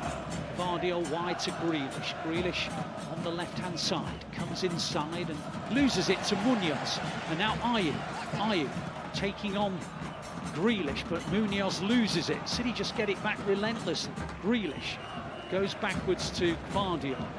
I don't think Palace have had possession for more than about 10 seconds in terms of sustained holding on. Yeah, and I think that's credit to City. It was in the reaction, three nearest players just go after it, knowing that Mateta's isolated on his own. So as long as you get the ball played up to him, whether it's up around chest height, you're always going to be able to, with our two defenders, be able to recover the ball. Rodri's got it in central midfield. Wide it goes to Grealish. Grealish in the left wing position finds De Bruyne. De Bruyne onto Gvardiol, and Joachim Andersen comes across and smashes it out of play for a throw. There's a lot of last-ditch defending going on here. You can't keep having last-ditch defending before you're going to concede again. De Bruyne onto Gvardiol. Gvardiol back to De Bruyne. Onto Grealish in the left wing position. De Bruyne joins in. Gvardiol's gone. They hit it long. Rodri's the furthest back. Mateta gets there in front of it. Mateta in the right wing position, but it's straight at Ortega. And Ortega gathers it very easily. Crystal Palace 1, City 1. Mateta with their only attempt on target, eluding Diaz and then hitting it off the inside of the post. Oh, and Rodri's lost it, and Ayew's onto it, and there are men over here. Ayew hits it. Oh, he's hit the frame of the net. It was the outside of the post and bar angle. Rodri lost it. He was very uncharacteristic. Ayew took it away from him. I must be honest, there were two better options than going for the shot there from Ayew, but he decided to go for it himself instead of slipping it either to Eze or Mateta, and he's missed. Yeah, I think the keeper's made the right decision, though, just by staying and making, go and beat me, not come up too close to you like on the go, and then it gets slipped down the side. And Rodri just got nicked to Ayew, just crept up on his blind side. See with his hands on his thighs there, Rodri, whether he's picked something up or whether it's just a fatigue thing. Oh, City have lost it again. They've got to be careful. Mateta's onto it, and Ayew's onto it, and Ayew has Mateta, and he's just hit it to Eze. I don't think he intended to, and he couldn't get there. And Oscar Bob tries to bring it away, comes off Hughes, goes out for a City throw. Twice in about 40 seconds, City have lost the ball in a dangerous part of the pitch. And it is. It's like, you know, it's so difficult. We're looking at the stats there, 81%. To be meticulous in every moment and every time with the way they play in them little tight areas. You know, one little mistake and you will be open, because nobody's really, you know, sort of like thinking danger. Where's the danger? They're all making themselves available for the ball. When City do give the ball away in the central, it's very, very not easy, but they are left open when it's a poor decision. De Bruyne has it. He's under pressure. Finds Gvardiol. Gvardiol looking inside, and City are warming up Akanji. I don't know if you are right about maybe Rodri having a bit of a problem. I'm not sure, but keep an eye on that. The ball is with Diaz. Diaz plays it into the gap. Good ball. Lewis hits it. It's on target, but straight at Henderson. And he punches the floor in frustration that he couldn't get it either side of the goalkeeper. Yeah, great moment. You got your right back there in an advanced position, and yeah, either side of the keeper might be a bit more difficult. But again, you know, it's just an example of how hard it is to stop City. Rico Lewis's only Premier League goal was against Crystal Palace. He was nearly on target there. Long ball from Henderson goes straight to his opposite number, Ortega. That's how difficult it's become for Palace. They just have no out ball. The only real reason that they have had any danger in the last few minutes is when City have been careless in possession, building from the back. The ball is with Diaz. Diaz helps it on to Gvardiol. Gvardiol about 10 metres inside the Palace half. If City can edge in front before half-time, you just feel it might be 3-4-5 in the second half, but it is 1-1, and while it is like that, it's precarious. Gvardiol in the left wing position, slips but keeps possession of the ball, helps it back to Diaz. Diaz on to Rodri. Rodri does seem to be okay now. Akanji maybe just being warmed up precautionary. The ball is with Lewis. Lewis on the right edge of the area, plays it back to Stones. Stones on to Bob. Bob to Lewis. Lewis to Bob. In the right wing position, on to Rodri. Rodri with three men round him, still holds on to it, gets to the byline and then falls over, unfortunately. And it goes out for a goal kick. 5 minutes to half-time. Crystal Palace 1, City 1. As Andy alluded to, 80% possession for the Blues tells its own tale of the first half. Yeah, it does. But, you know, obviously they carry a threat. And, you know, we talk about that mental focus of the opposition. City have to be like that relentlessly, you know, for the every single moment. Players have to be, especially with the pressure they put themselves under in the areas they have the ball. You know, one little mistake in them central areas, especially from Rodri. You know, we see it very... It's very rare that he does make a mistake, but if he gives the ball away, that's when City are really, really exposed. There's a shot on our monitor of the tremendous talent that City have at their disposal if they need it. Bernardo Silva, Phil Foden, Jeremy Doku, to name but three, who are waiting just in case City need them as this game goes on. At the moment, City in control, 81% possession, but Palace have scored from their only attempt on target. It's 1-1. Now they're coming forward on the counter. They're trying to anyway with Munoz. Munoz inside to Wharton. Wharton holds off a challenge or two, plays it into the possession of Lerma. Lerma into Eze. Eze back to Hughes. Hughes goes back to Anderson. Anderson on to Hughes again. Hughes on the halfway line, plays it back to Joachim Anderson. Anderson on to Ward. Ward looking up, plays it into Wharton. A few olays, ironically, from the Palace supporters who know how little possession their team have had. Ayew tries to work a 1-2 down the right side, and there's a bit of space for Munoz. Munoz in a crossing position, plays it back to Ayew. Ayew miscontrolled it. Hughes almost gets to it. City in a bit of a bother here, but Rodri plays it back, and Ortega with a really impudent bit of skill gets himself away from Mateta. That looked real danger, but Ortega was magnificent. Well, he just chucked a little Cruyff in the 6-yard He has. box. Unbelievable. He's been caught out. I think it was Diaz with the back pass. Doesn't realise that the player who ran offside then becomes really dangerous. And now City are on the counter. It's not a great ball from Alvarez. If Alvarez could have played it a little more firmly, Bob had acres of space down the right-hand side, but it was too short. Palace get it away. Well, the Palace supporters are very much engaged in this. They know exactly what their team are doing. sitting deep, waiting for City to make an error, then trying to pounce at pace. And the reality is that they have done it a couple of times. They've hit the frame of the net with a shot from Ayew after a mistake by Rodri, and they've scored when Mateta got beyond Diaz and then stroked it in.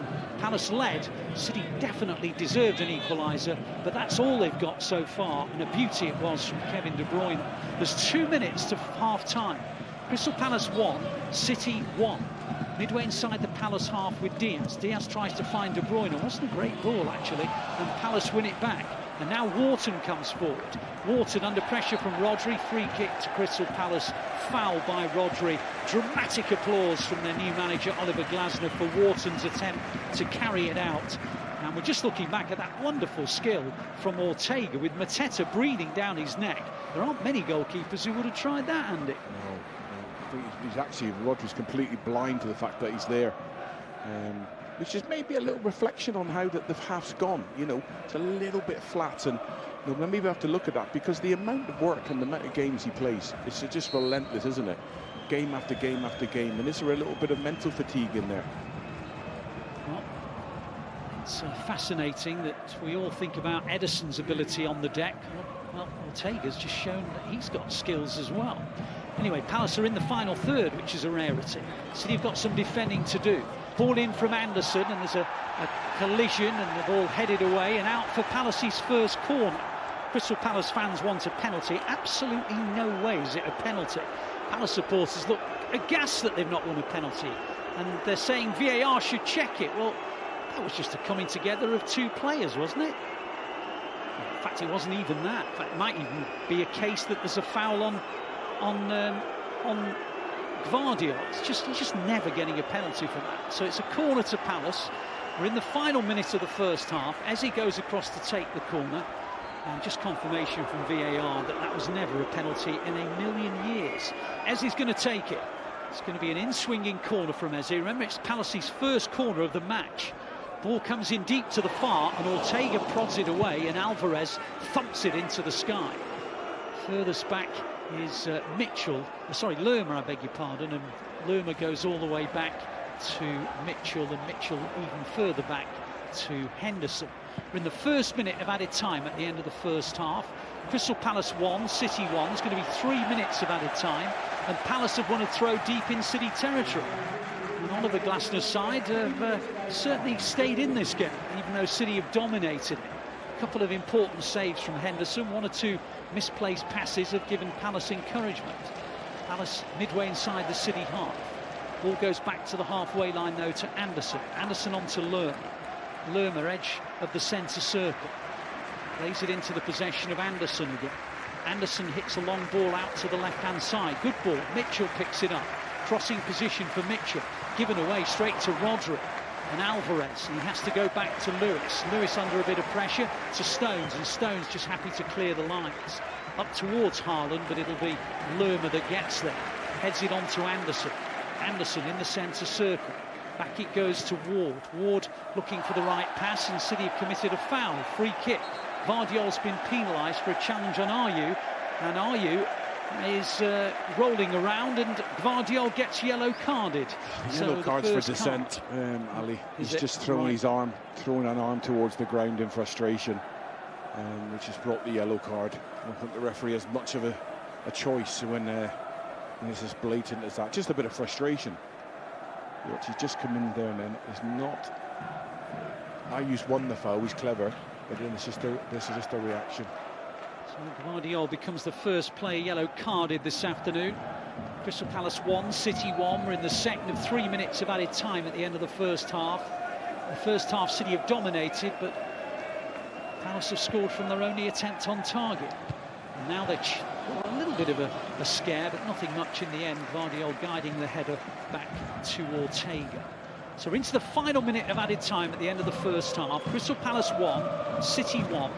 City have been the better team by a country mile, but to be fair, Palace's tactics to just explode away when they can pounce on any errors, and they've scored from one counter-attack. Mateta put them in front. De Bruyne with an exquisite equaliser. Ball is down the left-hand side with Grealish. De Bruyne tried to give it in back, goes out for a throw. City throw midway inside the Palace half. Half-time looming. Pep Guardiola pacing up and down his technical area. 20 seconds of the added time to go at the end of the first half. Stones on to De Bruyne. De Bruyne helps it on to Gvardiol. There's time for one more attack. De Bruyne on to Stones. Stones midway inside the Palace half. Stones inches forward, plays it to Lewis. Lewis goes back to the halfway line. The half-time whistle will sound any moment, and it will indeed. So Crystal Palace have done what they wanted to. They have stayed in the game, and indeed they had the bonus of scoring first. City just caught out, a ball over the top. Diaz couldn't keep pace with Mateta. Mateta slid the ball off the far post and into the back of the net. But you knew City were going to equalise. They were pounding on the Crystal Palace door. De Bruyne, with an exquisite finish, made it 1-1. His 99th City goal. They've had one or two other chances as well. The likes of Haaland being denied by Henderson, who's also saved from Lewis as well. And so at half-time at Selhurst Park, it is Crystal Palace 1, City 1. Well, let's go back to the studio. And, of course, we're in the company of Ian Holloway, Steve Howie and Natalie. Thank you so much to Alistair Mann and Andy Morrison for the first half commentary. So it is half-time at Selhurst Park and City currently drawing 1-1. Oh, an interesting first half. Perhaps some uncharacteristic mistakes from Rodri. A piece of brilliance again from Kevin De Bruyne. His 99th goal for Manchester City. Will he get the 100th today? I'm sure it will come very, very soon. Welcome back to Matchday Live. Thank you so much for joining us again at half-time. I've got Ian and Steve still with me. So, the first half started and I was barely even sat back down in my seat from getting a bag of crisps and a drink, and Crystal Palace had scored. Steve, before we get on to that, give us your first sort of overall analysis of that first half. I think Man City were dominant in possession, but I think they found it very difficult to actually break them down. To be fair to Palace, defensively, they've been very solid. Yeah, there's been a couple of chances for City, excuse me, but they did it very well. I mean, I think it's difficult. If they can keep that up for the 90-plus minutes, then fair play to them. But it's very, very difficult. And even though you're a central defender or midfield player and you're shifting across and across, it does tire you out. And it's not only that, it's actually mentally as well, thinking and just the runners and stuff. But obviously their game plan is to keep it nice and tight and then try and get City on the break, which they have done. And they've had a couple of decent chances. I think obviously there was the goal very quickly. I think Ayew has an opportunity where he plays it. He's going to have to play it out to Eze, but it's a poor pass. Obviously, the lad's in, and then again, Ayew has the chance where again he's got options, but he takes it and hits the crossbar. The pass back from Rodri with the goalkeeper. What a piece of skill that is, by the way. But yeah, I mean, I don't think Pep will be too concerned. I don't think the players will be concerned. I think he'll just be like, we need to just keep possession, keep at them, keep at them.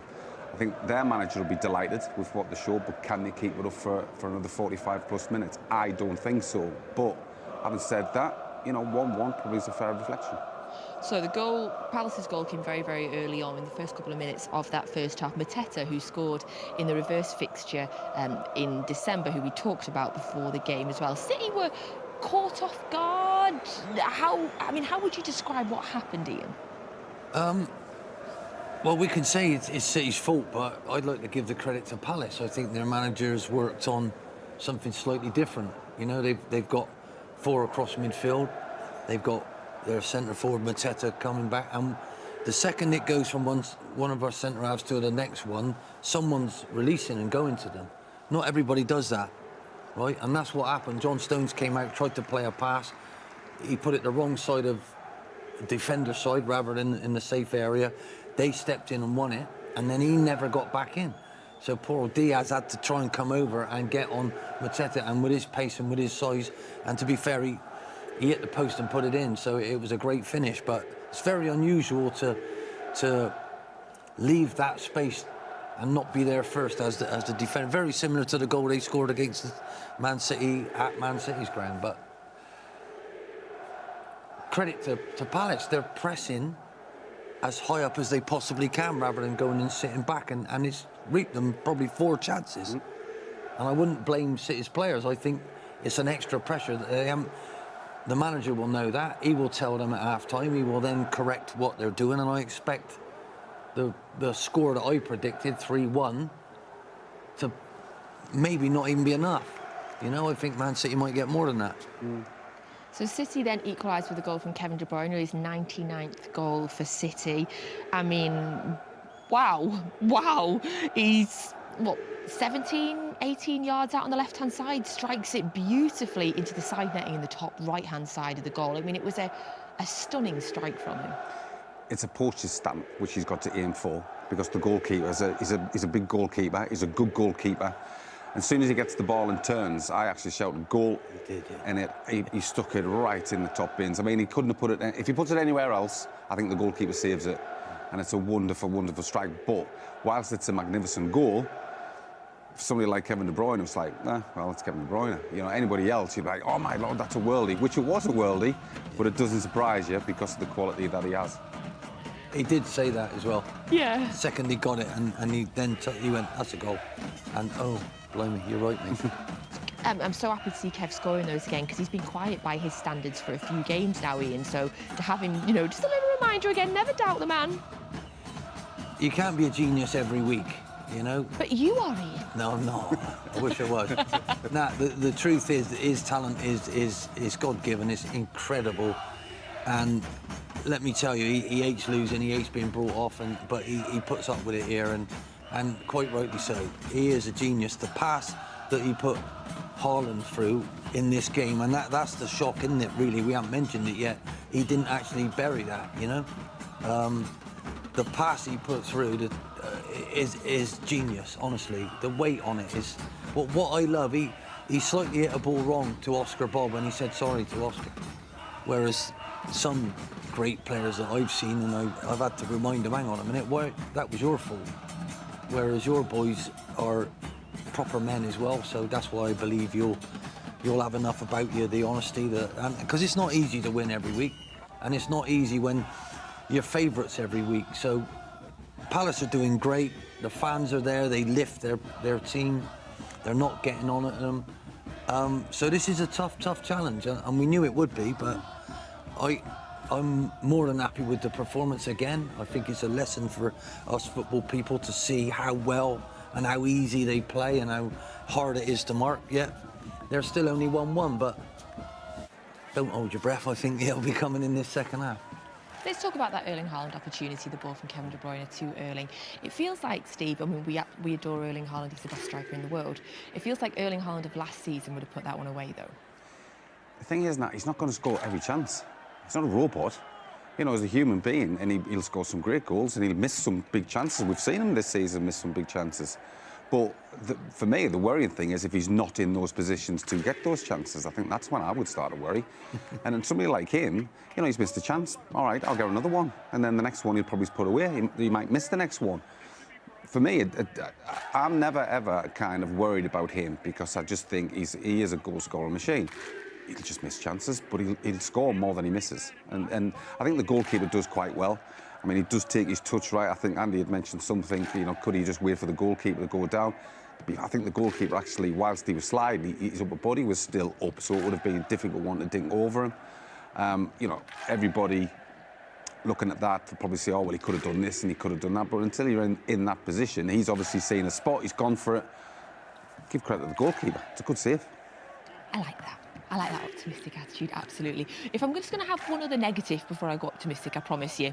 Uncharacteristic couple of mistakes from Rodri today, Ian. I mean, really uncharacteristic. You know, another one, he's a human, he's not a machine. There was a particular one as well where Ayew hit the bar after a mistake. And then that one that you mentioned, we'll talk about Stefan Ortega in just a second. But, yeah, what do you think is going on with Rodri today? Again, it's where you are in the league, where you are in the season, the games you got coming up. This one is, can we win this one? You know, they're honestly, they're doing their work. They know it's going to be tough. And every now and again, Palace have a player in a slightly different position than you're used to, and that can catch you. And the call to Rodri, man on, might not have happened. And it could be as simple as that. But again, I give the closing of Ayew the credit. I don't blame Rodri for that, because he was in a slightly different position. They are doing something different than I've seen Matt done to Man City in a few weeks or in a few months even, you know. So well done to Palace for coming up to this. They got to try and do something, because you are so good. Your players are so good, and they have forced a couple of errors. The hardest thing for me, with my Palace hat on, is they didn't take that chance. That could be their last one. And if you don't get that chance against Man City, if you're going to win 2-1, you'll probably only get 2 chances. You better take both of them, and they haven't. So that's why I'm saying I'm very confident that I think you'll win this game. I want to talk a little bit more about those Palace tactics, but just quickly, Stefan Ortega. Oh my goodness, I screamed through the nerves, but also because of the skill. Just try and explain to us, in that situation, with that pressure, in that moment, just how good that touch behind his back foot was. I think it's just an instinct for them. I mean, obviously the goalkeepers work. I mean, the goalkeepers nowadays, they have to be good with the feet. But that was just something on a different level, because he's let it kind of go past his body, and then he lets his leg go behind him, and he drags it back using his studs. Now, the chances of him actually catching it up with his studs to get where it was is so slim, because there was more percentage of him sliding, his studs kind of sliding over the top of the ball, and the ball rolling away from him, and the player putting it in the net. So, I mean, wow. I mean, we were kind of, I mean, I was shouting but laughing at the same time, and amazed at how he's actually managed to do that. But what a piece of improvisation and skill. It's unbelievable. I don't know why these goalkeepers keep wanting me to have a heart attack, though, with these moves. Like, it was unbelievable. On the Palace side, so, Ian, we know coming into this game they've not been in great form. I think they've won 1 of their last 8 games. They are playing, you know, so well in that first half. What's changed from the last 8 games? Is it a case that they've just risen their game, given the fact that it's the champions that have come? Yeah, I think so. I think the work that Oliver and his staff would have had to do to get where Man City's players are, and this is what they do, into them, it's been an awful lot of work, but they've had enough time to do it. The lads have done it very, very well. What I believe they're doing is a bit different, is how narrow their whole midfield 4 is. And Mateta's coming off, so you've got 5 people, but that 5 are working together. They've got 5 going across at the back there, so very bravely, not worrying about the wide men so much. They're trying to win it when Man City have this brilliant timing of going out wide. If they can't get in, they'll go back. They're pressing when you go back, which not everybody does. So I think the manager, the players are grasping it, and it's a slightly different proposition than you're used to. And I think your manager will know that, his staff will know that, and he will be talking about that now and correct it. So Palace needed to be in front now if they were going to win this game, in my opinion. I think they would have been working this week as well on basically what we call a trigger. So therefore, if they'll just be doing this all through the week, and then if there's a little thing where you think, right, we can all go, then they've gone. And then that's how they've kind of smothered City and managed to sort of block them out a little bit. To be fair, I mean, I sort of said to Ollie, this is the best I've seen Palace start in a long, long time.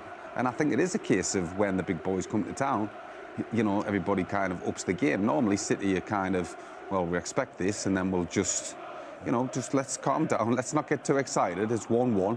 You know, the game's still there to be won. And I agree with Ollie. I think it will be a case of, let's just settle it down for the first 10, 15 minutes, and then we'll start to play again. And it is going to be difficult for Palace to keep that structure for the 90-plus minutes. And then we'll see where we go from there. But I still expect City to win it. Yeah, you said 3-0. You're going to go 3-1? Well, I can't do anything. I've got to go with a what? I can't go 3-0. You sticking with your 3? I'm sticking with my 3. You sticking with your 3-1? Yeah, I am, yeah. I expected Palace to be able to score. Yeah. Because every now and again you get a bit of an itch, and Palace seem to have been Man City's itch for a while. You know, they have got the ability there to cause a problem. If they score again, if Palace managed to score again, I'd be a lot more concerned. You know, I didn't believe they'd equalise last time, but I think it's City's game if they keep doing what they're doing. Ian, quickly tell us, where are they standing? Obviously, you know the ground. Where are they standing? Well, obviously, that's difficult for me to see. Are they like porta cabins? Yeah, did the players come out? Yeah. Yeah, down the side of the stadium. They've got a whole new dressing area, there's porta cabins, and it's wonderful. I did goals for Josh there, and my celebrity team weren't in that one. We were in the other dressing room, but dressing rooms were so small, they didn't fit in with Premier League standards. So they've smashed 2 of them into one for the home team, and they had a bit of dead land at the end and put these wonderful, not even lean-tos, but the width of the tunnel's about the same, because that's what it used to be years ago. Is that the tunnel? That's the tunnel, yeah. So but the players, your lads are by the side of the stand there. Do you know what I mean? Great, love that insight. I was wondering why they were sort of standing there and not in the tunnel. Thank you very much, Ian Holloway. Thank you, Steve. Thank you as always. We'll be back here at full time, hopefully talking about Manchester City when you can see the players are coming out now. Get your second half commentary on the Manchester City app with Alistair Mann and with Andy Morrison. A big 45 minutes of football coming up, Blues. Come on.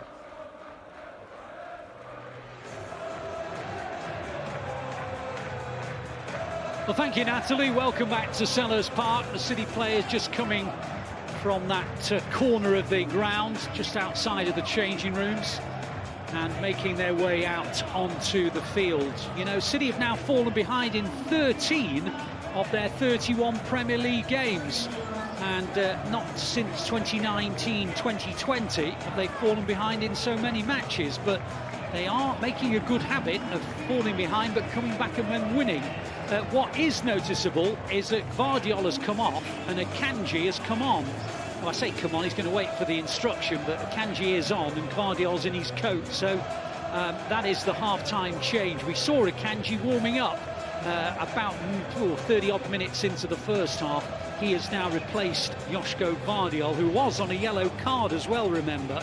So maybe that's part of the reason, because although Palace have, to be fair, adhered to their game plan pretty well, Andy, you couldn't really see a way that Palace were going to win this game, other than maybe if City had a man sent off, and that's perhaps why Gvardiol's gone. Quite possibly, Ali. I think because of the quick counter-attack, and then you're always recovering. There's always a chance you're just going to grab somebody or maybe catch their ankle. So yeah, let's hope it's not an injury. So City have one change at half-time. Arteta, Arsenal on the brain.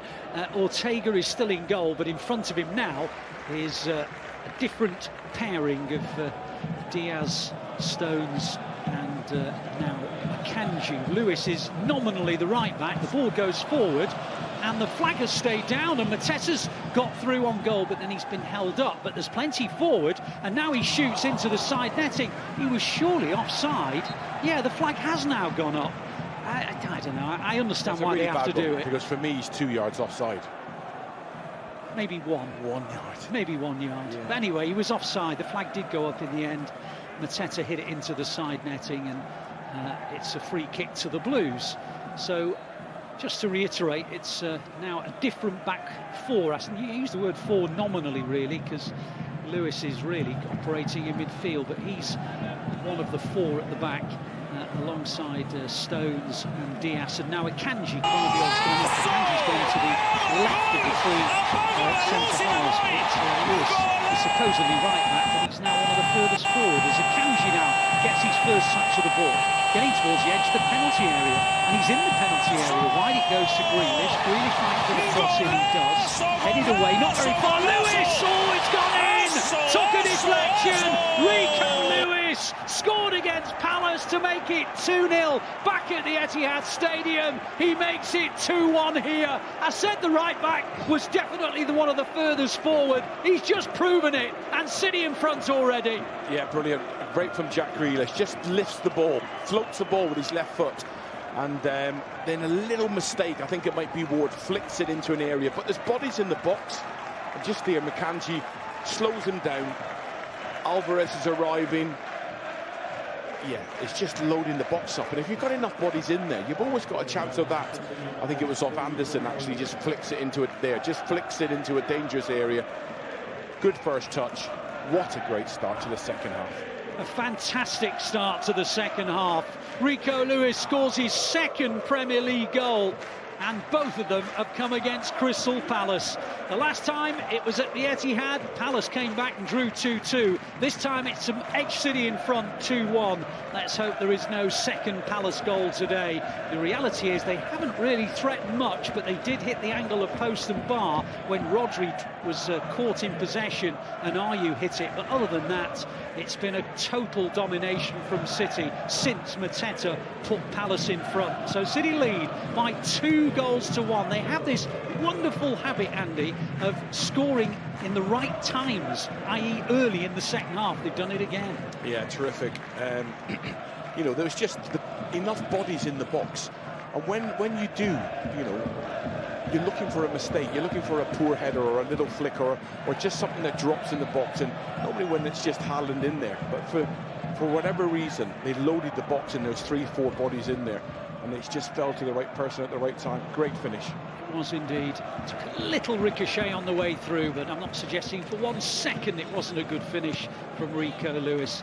And City lead by 2-1. They made a half-time change. Akanji came on for Gvardiol, but City's domination hasn't altered one bit in the opening 3 minutes of the second half. They were all over Palace in the first half. To be fair to Palace, they were really good on those little triggers just to spring forward, and they did cause 1 or 2 problems, but other than that, City have been in control, and here they come again. De Bruyne now in the left wing position, hit it straight in there against Joachim Andersen, and I think that's gone out for a corner. There was a half-hearted claim of a handball against Joachim Andersen. I don't think it was, or if it was too close to his body. The referee's been told to wait by VAR. They are checking that arm from Andersen. Ball comes in. You can't give that. You can't give that. That's no penalty. And indeed, VAR have dismissed it. So Rodri in the centre circle. On it goes to Alvarez, a little bit short from Alvarez, but Rodri got there anyway. Akanji now gives it back to Rodri. A couple of uncharacteristic errors from Rodri in the first half, but to be absolutely honest, when you're 10 out of 10 most weeks, you're allowed to be 9.5 out of 10 occasionally. But it's also, Ali, the fact of the touches. I think he touches the ball more than any other player in the Premier League and passes the ball. So, you know, to get it meticulous every moment is so difficult. Especially in the areas that he gets it. He's always in tight little areas and he has 1, 2, 3 touch. He's just played a lovely ball out towards Akanji, and now Grealish in the left wing position. On it goes to Rodri, wide to Akanji in the left wing position again.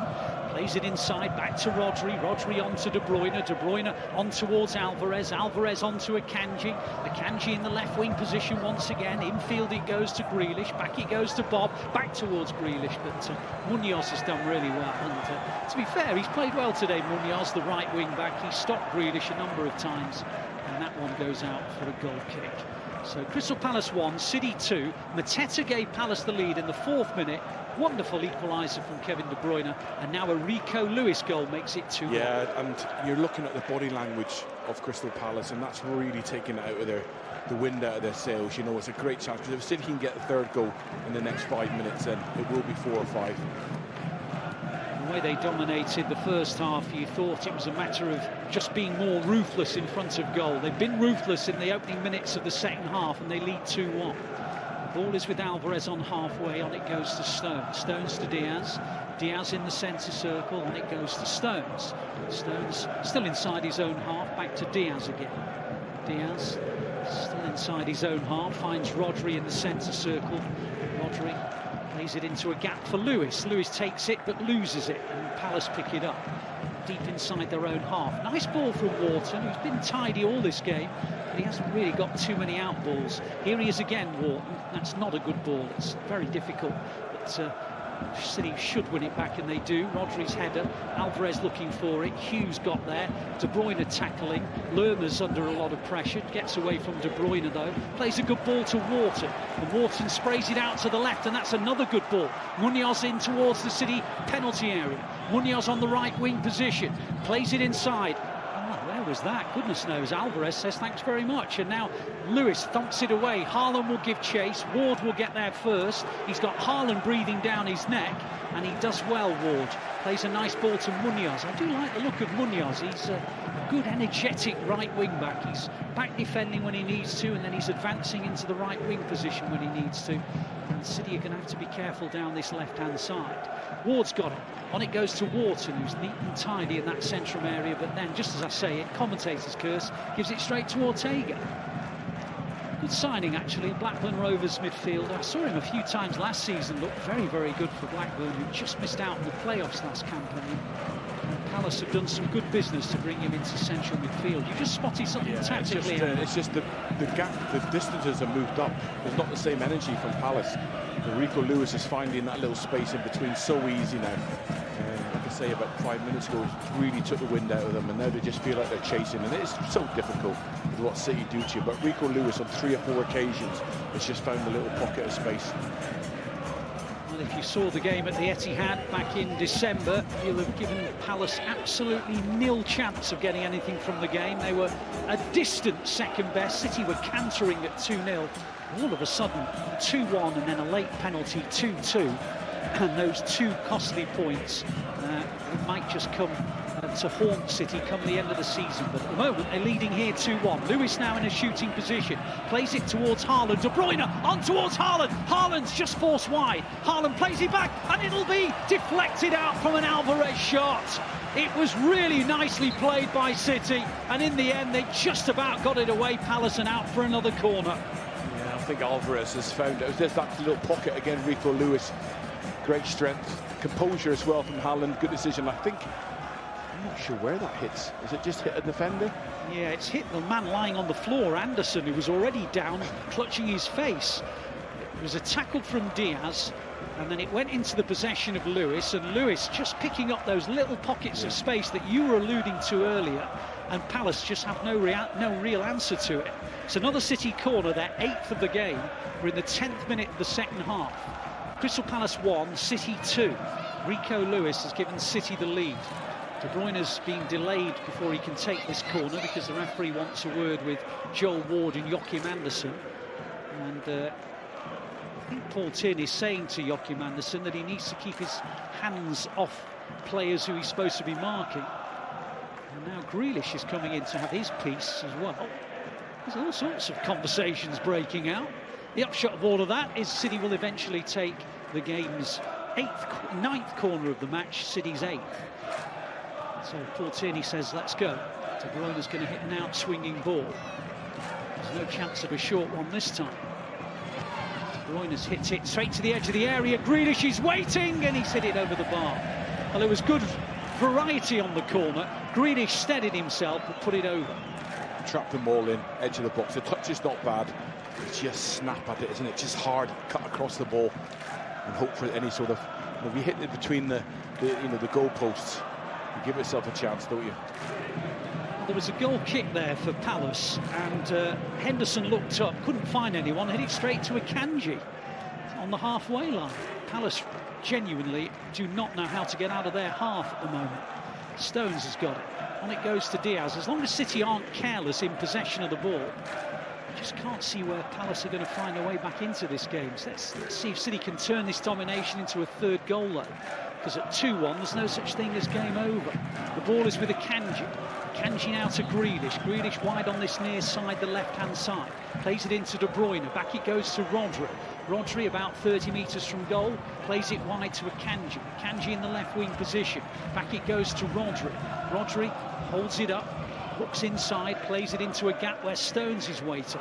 And on it goes to Diaz, and Diaz to Rodri. Rodri out wide, and City with Akanji in the left wing position. Good ball, no, too hard. And it's gone out for a goal kick. It's a really nice idea, actually. Tried to just slip it into Grealish, who got beyond the last defender, but it just gathered pace and went out for a goal kick. I think that last passage of play just shows how difficult for Manchester City it is, and their focus and attention in every moment. You know, you're the last man, and you're trying to entice a Crystal Palace player to get closer to you to create a space somewhere else. Well, Palace were trying to break, but Eze's pass has been cut out. The City have got it with Lewis, just inside his own half. Lewis loses it, Tries to win it back, and he's won a throw. It's going to be a change of boots for Mateta, I notice, on the far side.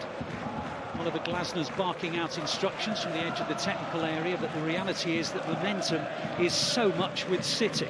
But it is only 2-1, and the game is far from done. The ball is with Stones on halfway. No pressure on Stones, so he walks forward, plays it back into Diaz. Diaz in the centre circle. On it goes to Rodri, always available. Out wide to Akanji, who's enjoying his licence to roam down the left-hand side. Grealish joins in. On it goes to Rodri again. Rodri looking up, goes left again to Grealish. Grealish looks up. Plays it back to Rodri again. Rodri, little clip ball in towards Haaland, headed away by Lerma and Eze on the edge of his own area. Back to Mitchell. Mitchell scoops a ball forward. It should be won back by Stones and Lewis. Lewis gets beyond Hughes and Haaland and Rodri and Grealish. Grealish goes back to Rodri in and around the final third. Akanji, you can just imagine Palace all set up, all 11 players just in and around their own penalty area. Wide it is with Oscar Bob. Bob now on the outside of him was Stones, goes back inside to Lewis. Lewis on to Diaz. Diaz now. Out wide it goes to Stones. Stones into the gap for Oscar Bob. Wide on the right-hand side. Bob gets to the byline. But he's got two Palace players and one of them takes it from him, Mitchell. Is there an out ball this time? Yes, there is. It's in the possession of Eze. Eze tries to turn away from Rodri. Eze back to Mitchell, but Mitchell loses it to Alvarez, but still pokes it through the legs and gets it to Eze, and then City win it back. Alvarez, the way they hunt him packs the Blues is just extraordinary. You forget how good they are when they're out of possession. Yeah. They just win it back. Yeah, 2-3 players, and you're looking at Eze then putting his hands up in the air saying there's nothing on. You know, and I've been pressed and closed down. And now here comes De Bruyne, left wing position, deep cross. Too deep, but Bob will keep it in City possession in the right wing position. Back it goes to Stones. Stones on towards Oscar Bob. Bob goes back to Stones. Stones on to Diaz. It's all happening in the middle to final Palace third. De Bruyne now in that final third. On to Grealish. Grealish up against Munoz. Goes back to De Bruyne. Shooting position, and this time he's got it wrong. He tried that little bending shot from which he scored, but this time he set it out far too wide, and it couldn't come back enough. Goal kick. I'm just watching the work that Jordan Ayew's had to do to sprint to try and get out to Akanji. The ball goes wide. He then has to get back to De Bruyne, and it's just relentless work from Crystal Palace. You know, you think, how long can they maintain this? Well, many teams have tried. It takes a particularly exceptional one to continue it for 90 minutes. To be fair, Arsenal did exactly that last Sunday, and they show that when you've got a team of immense quality, that you are able to do it. Also athletes, you know, and also mentally strong, emotionally strong enough to be able to do it continually. Yep. Well, City lead 2-1. There are still 30 minutes of this game still to play. Lewis has given City the lead early in the second half. Rodri's got the ball. Absolutely dominant City, more than 80% possession. Ball's with Diaz. On it goes to Stones. Stones midway inside the Palace half, goes back to Diaz again. Diaz facing his own goal, now inside the centre circle. Goes along to Rodri, always available Rodri. Rodri looking to the left, looking to the right, still looking to the right. Hits it inside to Diaz. Diaz in the centre circle.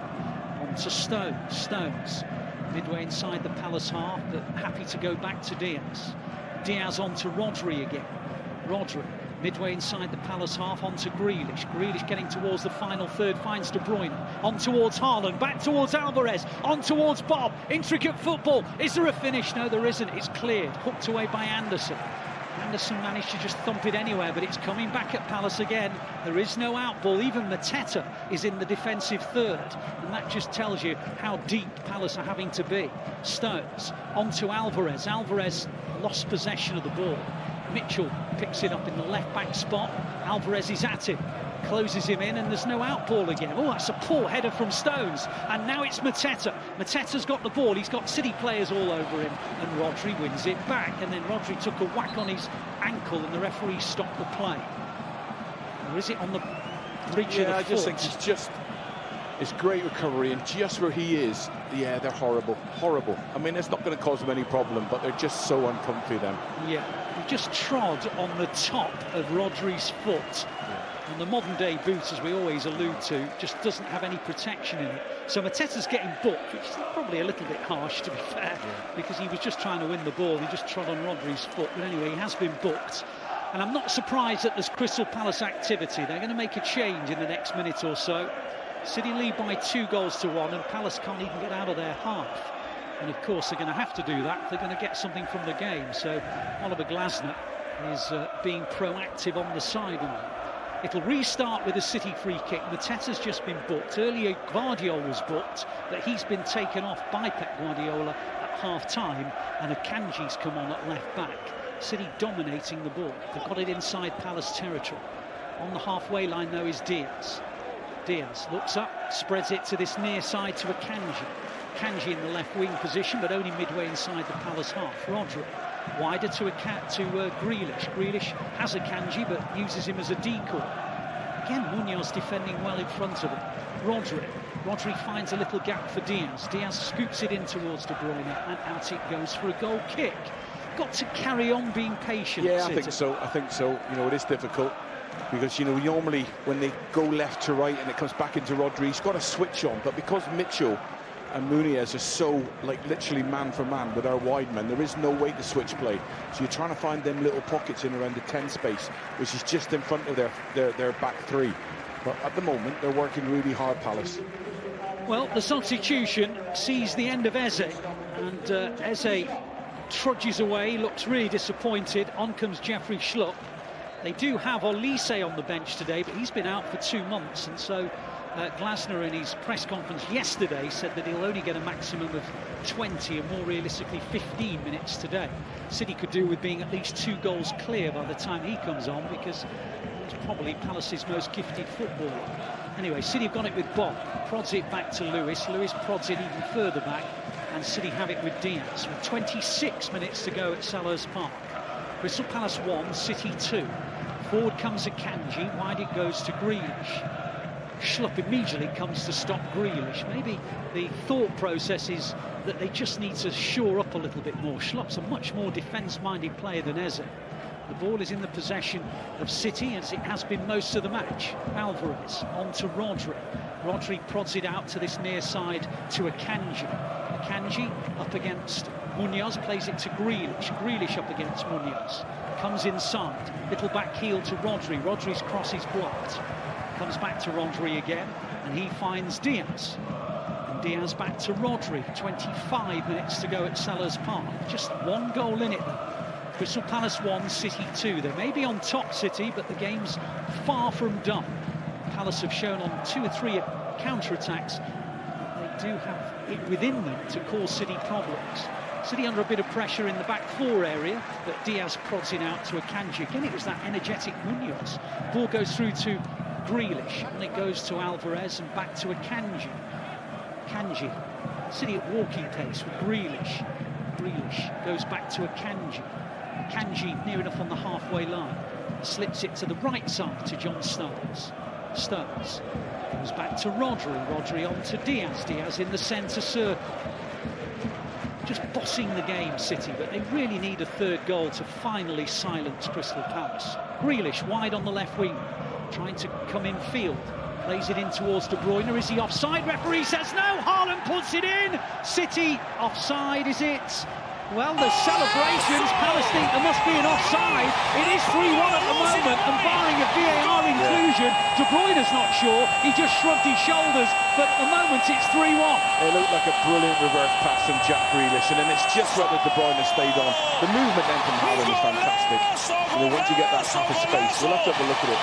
It's a strange reaction, wasn't it? De Bruyne isn't sure, is he? That's the thing. De Bruyne thinks he might be offside. Let's have a look. No, he's not. I think he's on. I think he's on. The ball prodded in by De Bruyne, turned in by Haaland, and I think it is going to be 3-1 after all.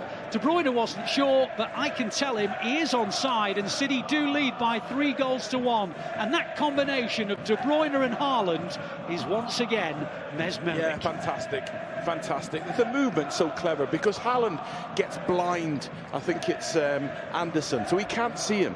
And then it's a darting movement of just a sprint into the near post and a little flick. Are they still looking at it? Is it closer than we thought? Well, they are still looking at it. We can't officially confirm it's 3-1, but we saw an angle there, Andy, that suggested he was onside. I mean, what we haven't seen is those lines that get drawn. We haven't seen those yet. But to the naked eye, from the replay angle we just saw, he was onside. Still not been given. Now it has. Now it has. So you can breathe a little easier, City fans. There was confirmation. We saw it, Andy. That first replay, he looked onside. Yeah, but it was Haaland just threw it as if he knew, because we couldn't see the linesman and we weren't sure. But brilliant from Jack Grealish, really inventive. There was a little nutmegs just through on the blind side. De Bruyne just running off that 10 little hole that's so hard to defend against. And who runs with him in there? Brilliant from Grealish, De Bruyne, and then the movement, and hopefully we'll see it again. The movement from Haaland is just world class. Absolutely. It's hard to imagine, but City have now managed to get Kevin De Bruyne on the field for 8 Premier League starts. He's already got 6 Premier League assists. It's just astonishing, this guy. He's just quite extraordinary. And he's just set up Haaland once again. Haaland's barely had an attempt. He had one-on-one in the first half, but then he just had a little bit of movement, and he's prodded it in for the City lead by 3-1. De Bruyne thought he was offside. You could tell. He didn't really celebrate, but he wasn't offside. The City lead 3-1, and they have that 2-goal cushion. 22 minutes to go. City 3, Palace 1. Remember, they trailed in the 4th minute to a Mateta goal, but the relentless pursuit of goals today has been unrelenting from the Blues. And, well, let's not get carried away at 3-1, because Palace were 2-0 behind with 8 minutes to go at the Etihad. But anyway, the way this game has gone, if City can keep playing how they have been playing, there are more goals here. De Bruyne now in central midfield. Hits a lovely ball out wide. Each ball back to Lewis. Lewis in the right wing position. Brings it back into the possession of Stones, midway inside the Palace half. City 3, Palace 1. Kevin De Bruyne equalised after the Mateta gave Palace the lead. Enrico Lewis early in the second half, and now De Bruyne. Now Grealish running from the left wing position. Still Jack Grealish. Can he get across it? Plays it to Rodri. Hit by De Bruyne. 4-1. Kevin De Bruyne. 2 goals, 1 assist. Oh, what a player. There are fantasy league managers up and down the country who are just saying, I know why I picked KDB, because he can do things like that. A left foot prod into the corner of the net, and if there were any lingering doubts about the result, they've now disappeared. Palace 1, City 4. But it's the final moment from De Bruyne, but the rest of the play, Grealish is brilliant. They just keep the ball moving. That there is magnificent. The weight of the pass, Ward can't get there. Clever. I think this is a little set ball from. Oh, it's just brilliant. And, it is. And it's so hard. We said 10 minutes ago, Ali, they could fold Palace. The distances, the second goal took the wind out of them. And then when you've got magic, and the weight of the pass, everything. Can't tell you how good that pass is there. The weight, brilliant from there. A little set ball from Rodri, who's supposed to be your 6. In a rise, De Bruyne, left foot half volley. It's brilliant. It Absolutely. Really is. Well, it's Rodri's 7th Premier League assist of the season. Kevin De Bruyne has made it 4-1 to the Blues. It's his 2nd of the game, and he's now moved on to 100 City goals. Kevin De Bruyne, 100 City goals, and the City fans who've made the lengthy trip for a 12:30 kickoff, they have thoroughly enjoyed it. And I have to say, he's moved now, would you believe, to 13th in the City all-time scoring list, Kevin De Bruyne, with that 100th goal. And the Blues, with 20 minutes to go, lead Crystal Palace by 4-1. Now, I said pre-match that if City win by 4 clear goals today, they will go top of the Premier League, above Liverpool on goal difference. A lot of people have been talking about goal difference being a big factor. Now, we're 4-1 up. Palace have completely been dispirited. Yeah. There's a couple of changes coming. I think we need to get Rodri off. I mean, it's 71 minutes, a huge game midweek. Just give him a rest. Well done. You've been brilliant. Second half especially, for a period of time now, you just need a little rest. Give him a breather. So 2 for De Bruyne, 1 for Haaland, 1 for Lewis. Crystal Palace 1, City 4. Well, you have to say, that first half, City were outstanding, but couldn't finish Palace off. They did get 1 goal, a beauty from De Bruyne. De Bruyne's now looking for a second City hat-trick of his career. You may recall he got 4 against Wolves in one match. City have won the ball back in the Palace penalty area. Haaland's got it. Haaland across the face, but it's cleared, and Wharton hooks it over his own shoulder and away and up to Mateta. Palace want this game to be over. The Palace supporters, who were raucous and noisy, have been completely outsung now by those who've made the trip from Manchester, even though they're outnumbered by about 25,000. The ball is cleared by Anderson. De Bruyne's looking for it. It breaks for Grealish. Grealish onto De Bruyne. Wide it goes for Alvarez. Alvarez in the left wing position. There are more goals here. Here's a Kanji. If City want them, they can get them. The ball is with Grealish. Palace have, well, you identified it about 15 minutes ago. You said those gaps are starting to open up. You could see it visibly. Yeah, absolutely. The energy, I mean, you know, it's to concede, I think, was at 47 minutes. You know, it just absolutely takes the wind out your sails, and ever since then they've been so open. Distances, we know. Well, there's the substitution. I think we predicted. Yeah. I'm not sure. Yeah. Nunez. So Rodri is being given a breather. Mateo Kovacic is coming on for him, and Matheus Nunes is coming on as well, and Alvarez is making way for him.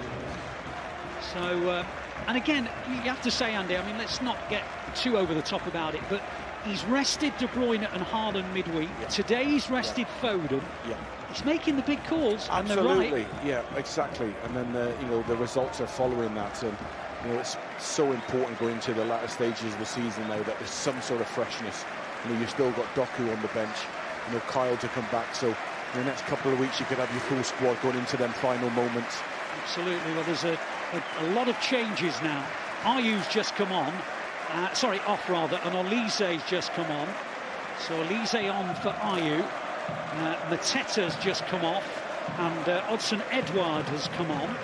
So it's a change of strikers.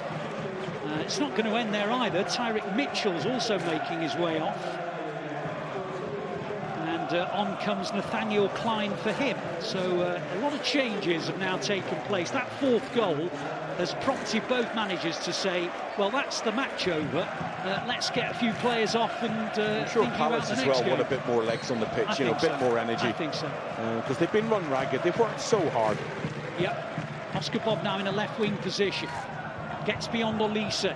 Plays it back to Kovacic. Grealish hits the shot. It breaks for Diaz. Diaz back towards Kovacic. It's cleared. Good tackle by Kovacic on the edge of the area. Diaz tries to win it back. Hughes plays it forward straight to Lewis. Lewis prods it back, and who's the furthest back? De Bruyne. Just showing the appetite for work that this side has.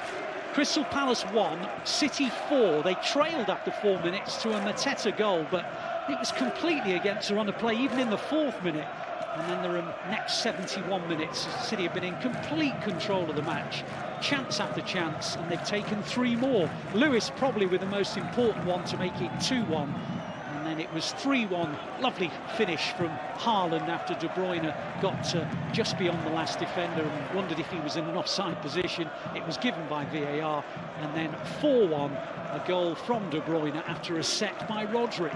And there are 15 minutes to go, and if City can make it 5-1, they will go top of the Premier League table on goal difference from Liverpool. Well, it'll be the same goal difference as Liverpool, but they would have scored more goals. And they've ramped up the pressure on Arsenal tonight, and then Liverpool when they go to Old Trafford tomorrow. Yeah, of course. You know, they've got their work to do today.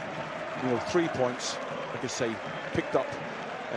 No injuries. Hopefully Guardiola was just a precaution, because when you're so dominant, you're going to be vulnerable to that counter-attack, and the defender is always recovering, trying to get back in. Incidentally, it was the 17th time that Kevin De Bruyne has set up Erling Haaland for a goal. It's not bad going, is it? No, it's not, is it? Of course, Haaland has started to see lots of players coming up behind him in the Premier League scoring charts. Yeah. No, it's great, isn't it? You know, I think now back on 19, 30. By the way, 30 for the season. Yeah.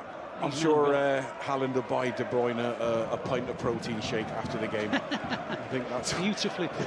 That's where we are today, modern football. Beautifully put from Andy Morrison. Yeah. Ball is in City possession. When has it not been? Diaz on the halfway line finds Stones. Stones back to Kovacic. Kovacic in that centre circle, plays it to Nunez. On it goes to Diaz and Akanji. Akanji back to Diaz. Diaz on to Kovacic. Kovacic back to Stones. 13 minutes to go at Sellers Park. Crystal Palace 1, City 4. There's been a lot of Liverpool and Arsenal fans going absolutely bonkers when Mateta put Crystal Palace in front in the 4th minute. I suspect they'll all now be worried about their own respective fixtures away at Brighton and United. The ball is in the possession of Grealish. Grealish, who's played really well today, draws a foul from Hughes. I remember in a press conference, not before this game, but before the Villa game, Pep Guardiola was asked about Grealish, and he described him as absolutely ready to go. Yeah, absolutely. And, you know, there was after the Arsenal game, a little bit of a lecture, you know, that was all about the next couple of games. That was keeping him grounded and making sure you're ready for Villa, and make sure you're ready for Palace, because you're going to play a huge part. So, again, brilliant man management from Guardiola. Now City are in with Nunez. Oh dear. Was he offside? Well, we'll never know for sure. He's hit it miles over the bar. It's set up to be hit about waist high on the volley, and he hit it about 10 or 11 metres over the bar. But whether he was offside or not, we'll never know. But he did look offside, but nothing happened. 12 minutes to go. Crystal Palace 1, City 4. This second half has actually not been that different to the first half. The difference has been that City only scored once in the first half. They scored 3 times in the second. But we were talking about it in the first half. The way they grind an opponent down, that's why the goals start coming as the game wears on. You're looking at the body language, and it was different. I know goals change games, but, you know, the Arsenal energy at every moment. But Wharton and Hughes in midfield had just been run ragged. Ayew on the right, just relentless running. And it's so difficult, you know, you just get almost disheartened and dispirited in a game against Manchester City. You know, the manager can tell you as many times as you want, you're going to suffer this afternoon, you're going to have to work so hard. Different when you got on that grass and they're just schooling you. Well, one player who has looked good is Munoz, but he's just given the ball away, just as I said that. And it does go out for a City throw about 12 or 13 metres inside their own half. 11 minutes to full time. Crystal Palace 1, City 4. City will join Liverpool on the same number of points. At the moment, they'll be behind them on goal difference. If they score another and make it 5-1, they'll be above Liverpool on goals scored. They'll be on the same goal difference. Throw from Akanji goes all the way back to Ortega, who looks as though he's going to keep his record of never having lost a Premier League game. This is his 9th. So far, 5 wins and 3 draws as a City goalkeeper deputising for Ederson. Ortega on the edge of his own area, plays it to Diaz. Diaz on the edge of the D, looks up, plays it to Stones. Stones, of course, who was given a bit of an injury scare on England duty, but has mercifully returned to duty today.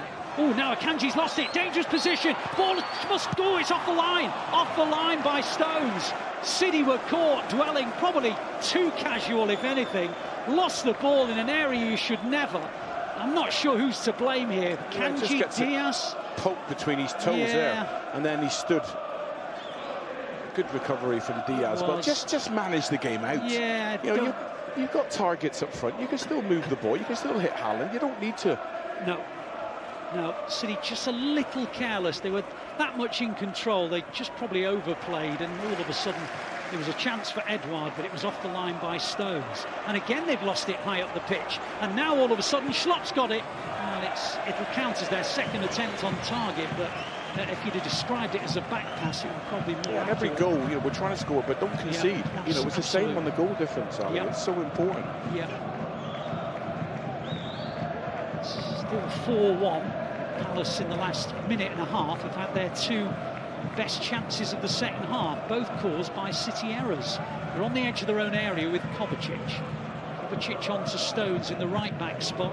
Up it goes towards De Bruyne. Haaland heads it nicely to Bob, who couldn't control it. And De Bruyne has gone down. De Bruyne has just gone down. Let's hope it's just a bit of a winding. Is it a winding?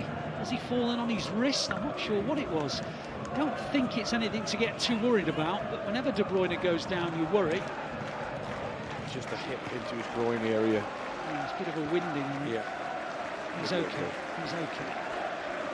In fact, it might have hit him in the unmentionables. So it's Hughes who's now the latest to come off. He's been taken off, and on comes Ahmada. And Oliver Glasner has just made wholesale changes since City's 4th goal went in. Crystal Palace 1, City 4. There are 8 minutes to go at Selhurst Park. 1-0 to Palace in the 4th minute, goal by Mateta.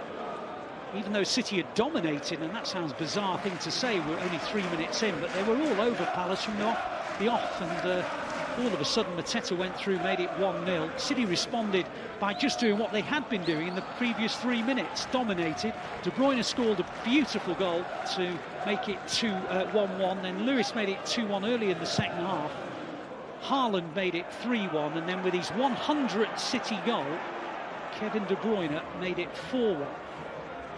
City lead by 4 goals to 1. It's been a bit sloppy the last few minutes as both managers have made a load of changes. Now it's wide with Olise. Olise tries to get beyond Akanji. Brilliant defending. Good defending by Akanji.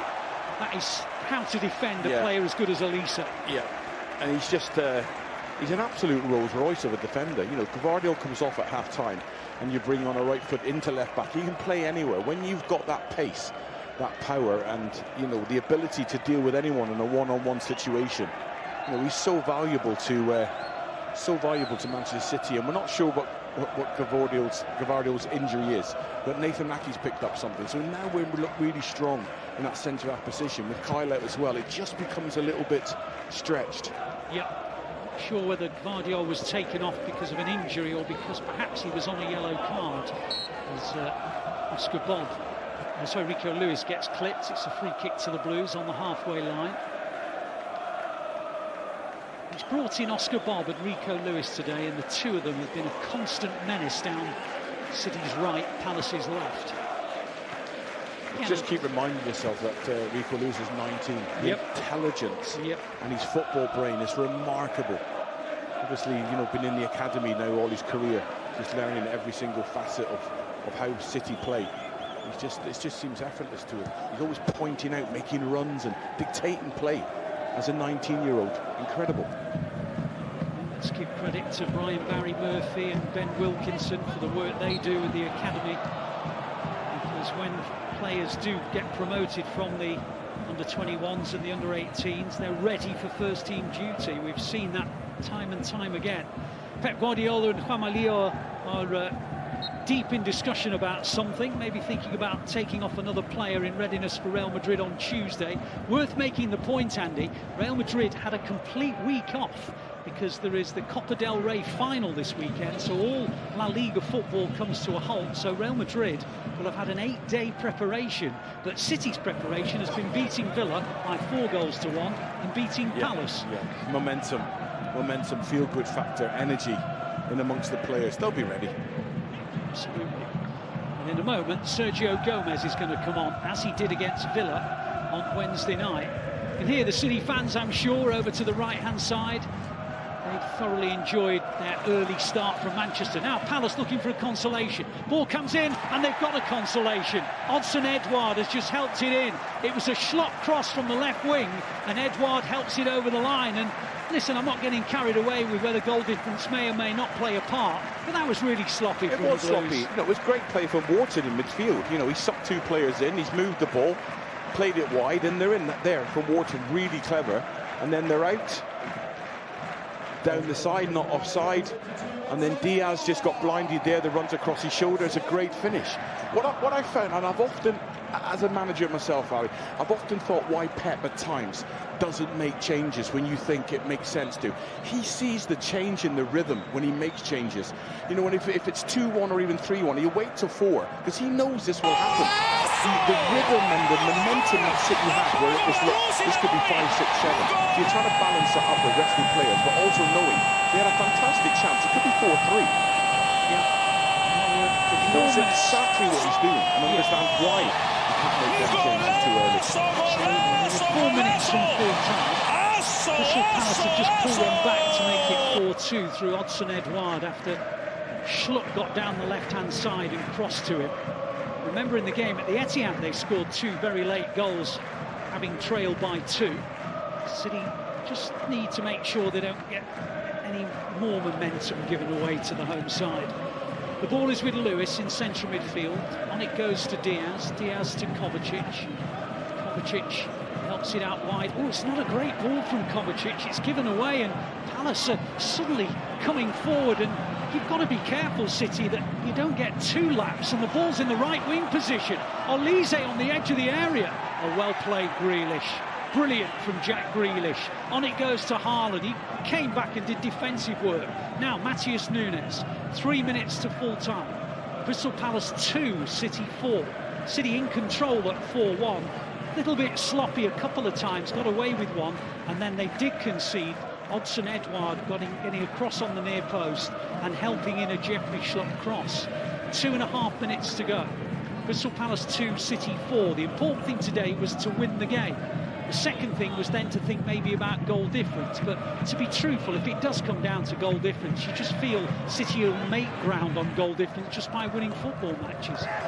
As the ball goes out for a Crystal Palace goal kick off Matheus Nunes. Just over 2 minutes to go. Kevin De Bruyne is in our picture on our monitor. He scored 2, he set up another. Maybe he's just been named man of the match by today's host broadcasters, TNT Sports, quite possible. Anyway, it's 2 minutes to go. This game not completely over yet, but Palace have it with their goalkeeper, Henderson. Henderson onto Joachim Andersen. Andersen on the edge of his area comes forward. Finds a pass to Olise. Olise in a lot of space, no one picking him up. Good tackle by Kovacic, but it breaks for Munoz. On it goes to Olise. The last thing City can afford to do is allow Palace to make it 4-3. Olise's ball in was a beauty. Goes out for a goal kick. Odsonne Edouard ends up in the back of the net. The ball, thankfully, Andy did not. Yeah, it was too easy. I mean, we're not seeing the actual build-up play. But Anderson stepped in. He's given the ball to Olise, who's got nobody near him. He's on the half-turn. And again, I'm just saying that when you've made 3-4 changes, all the that goes into that game plan during the week goes out the window. People aren't sure who's responsible for him, who's tracking runners, and it just becomes, as this is now, which is a bit of a basketball game. And now we just get the game seen. We'll just see the game through. Well, exactly. For the first time today, City are not going short with a goal kick, which tells you exactly what they're thinking. And also, Bernardo Silva's going to come on in central midfield, which tells you what Pep Guardiola's thinking as well. Because 4-2 just gives Palace a glimmer, and it is only a tiny one. And City just want to get that control back in midfield again. So who do you turn to? Bernardo Silva. Not come on yet, though. We're in the 90th minute. Palace have it in their final defensive third. In fact, it's inside their own box with Joachim Andersen, who goes back to Dean Henderson. Dean Henderson looks up, hits it long, looking towards Edouard. Edouard took it on the chest unchallenged. City got to be careful. Ball comes to Olise.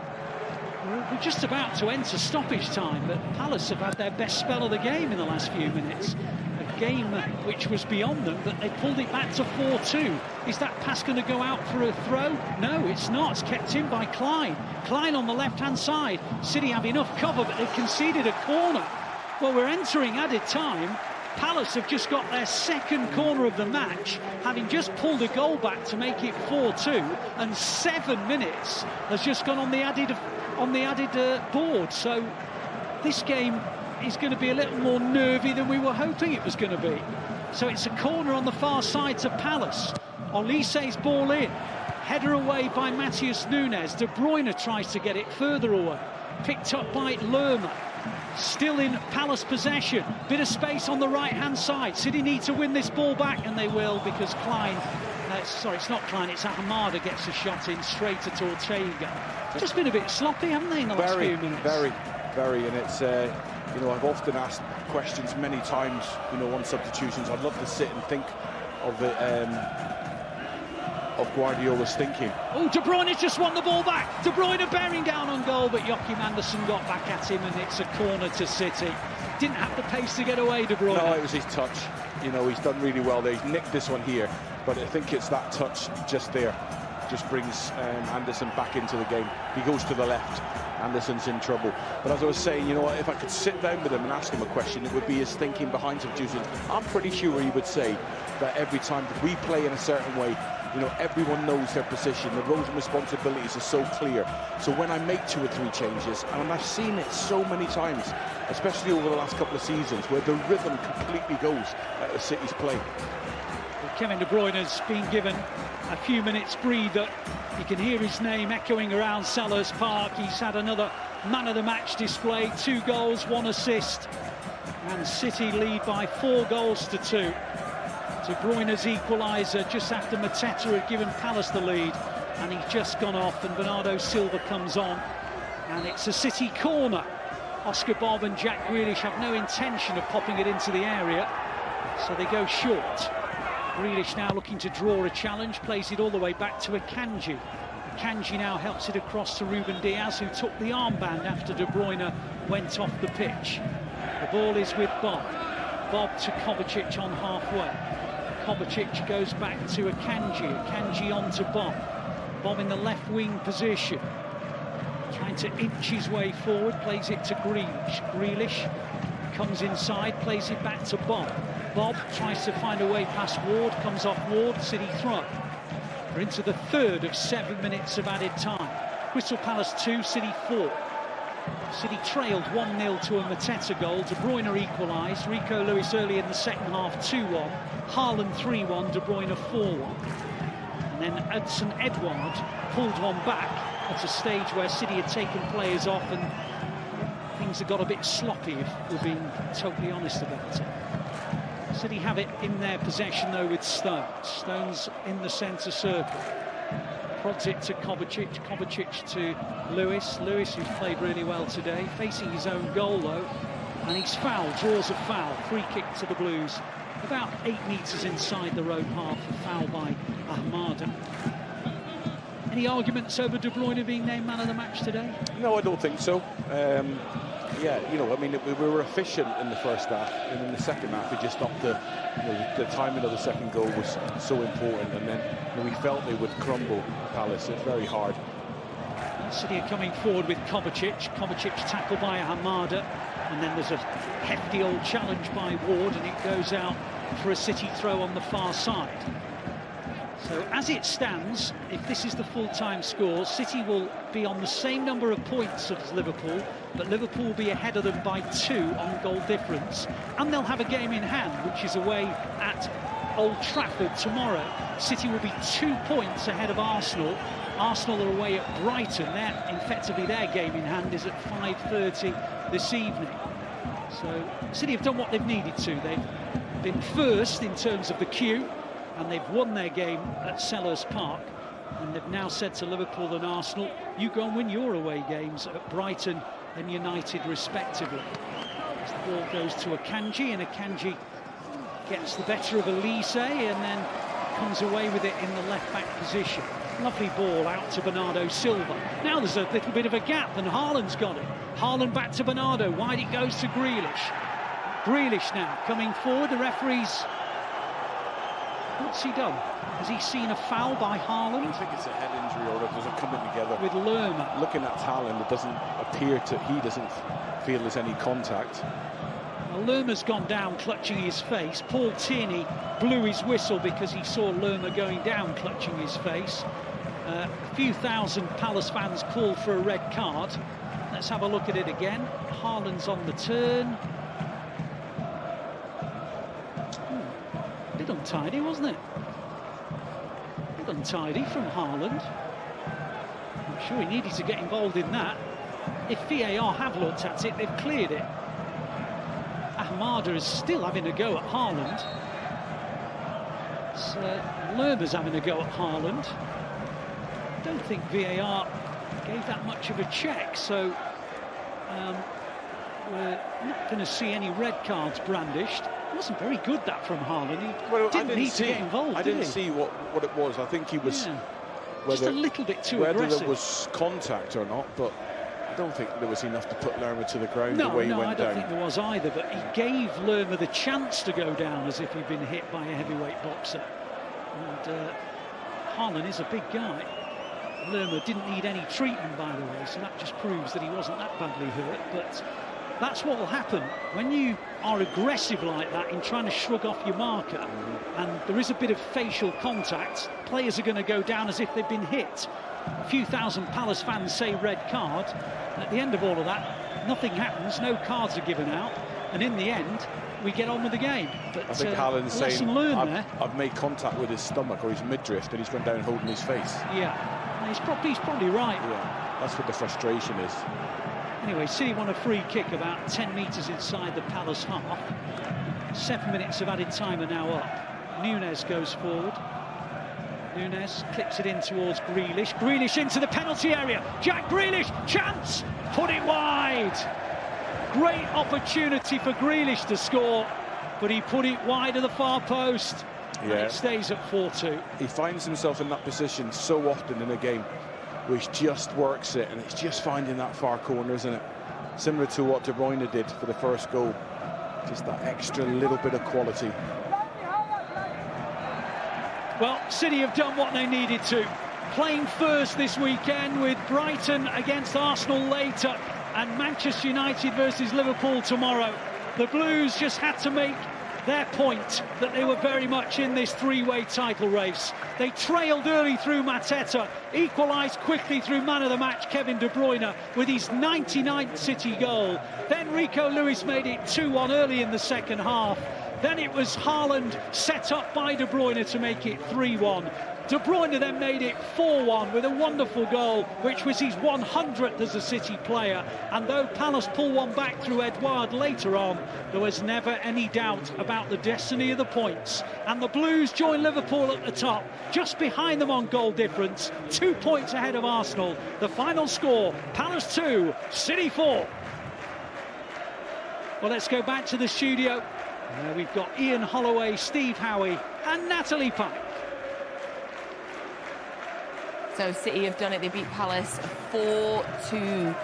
Kevin De Bruyne is now on 100 goals for Manchester City. And another goal for that man, Erling Haaland, keeps him top of the Premier League Golden Boot race. He's now 4 goals clear of the players in second place there.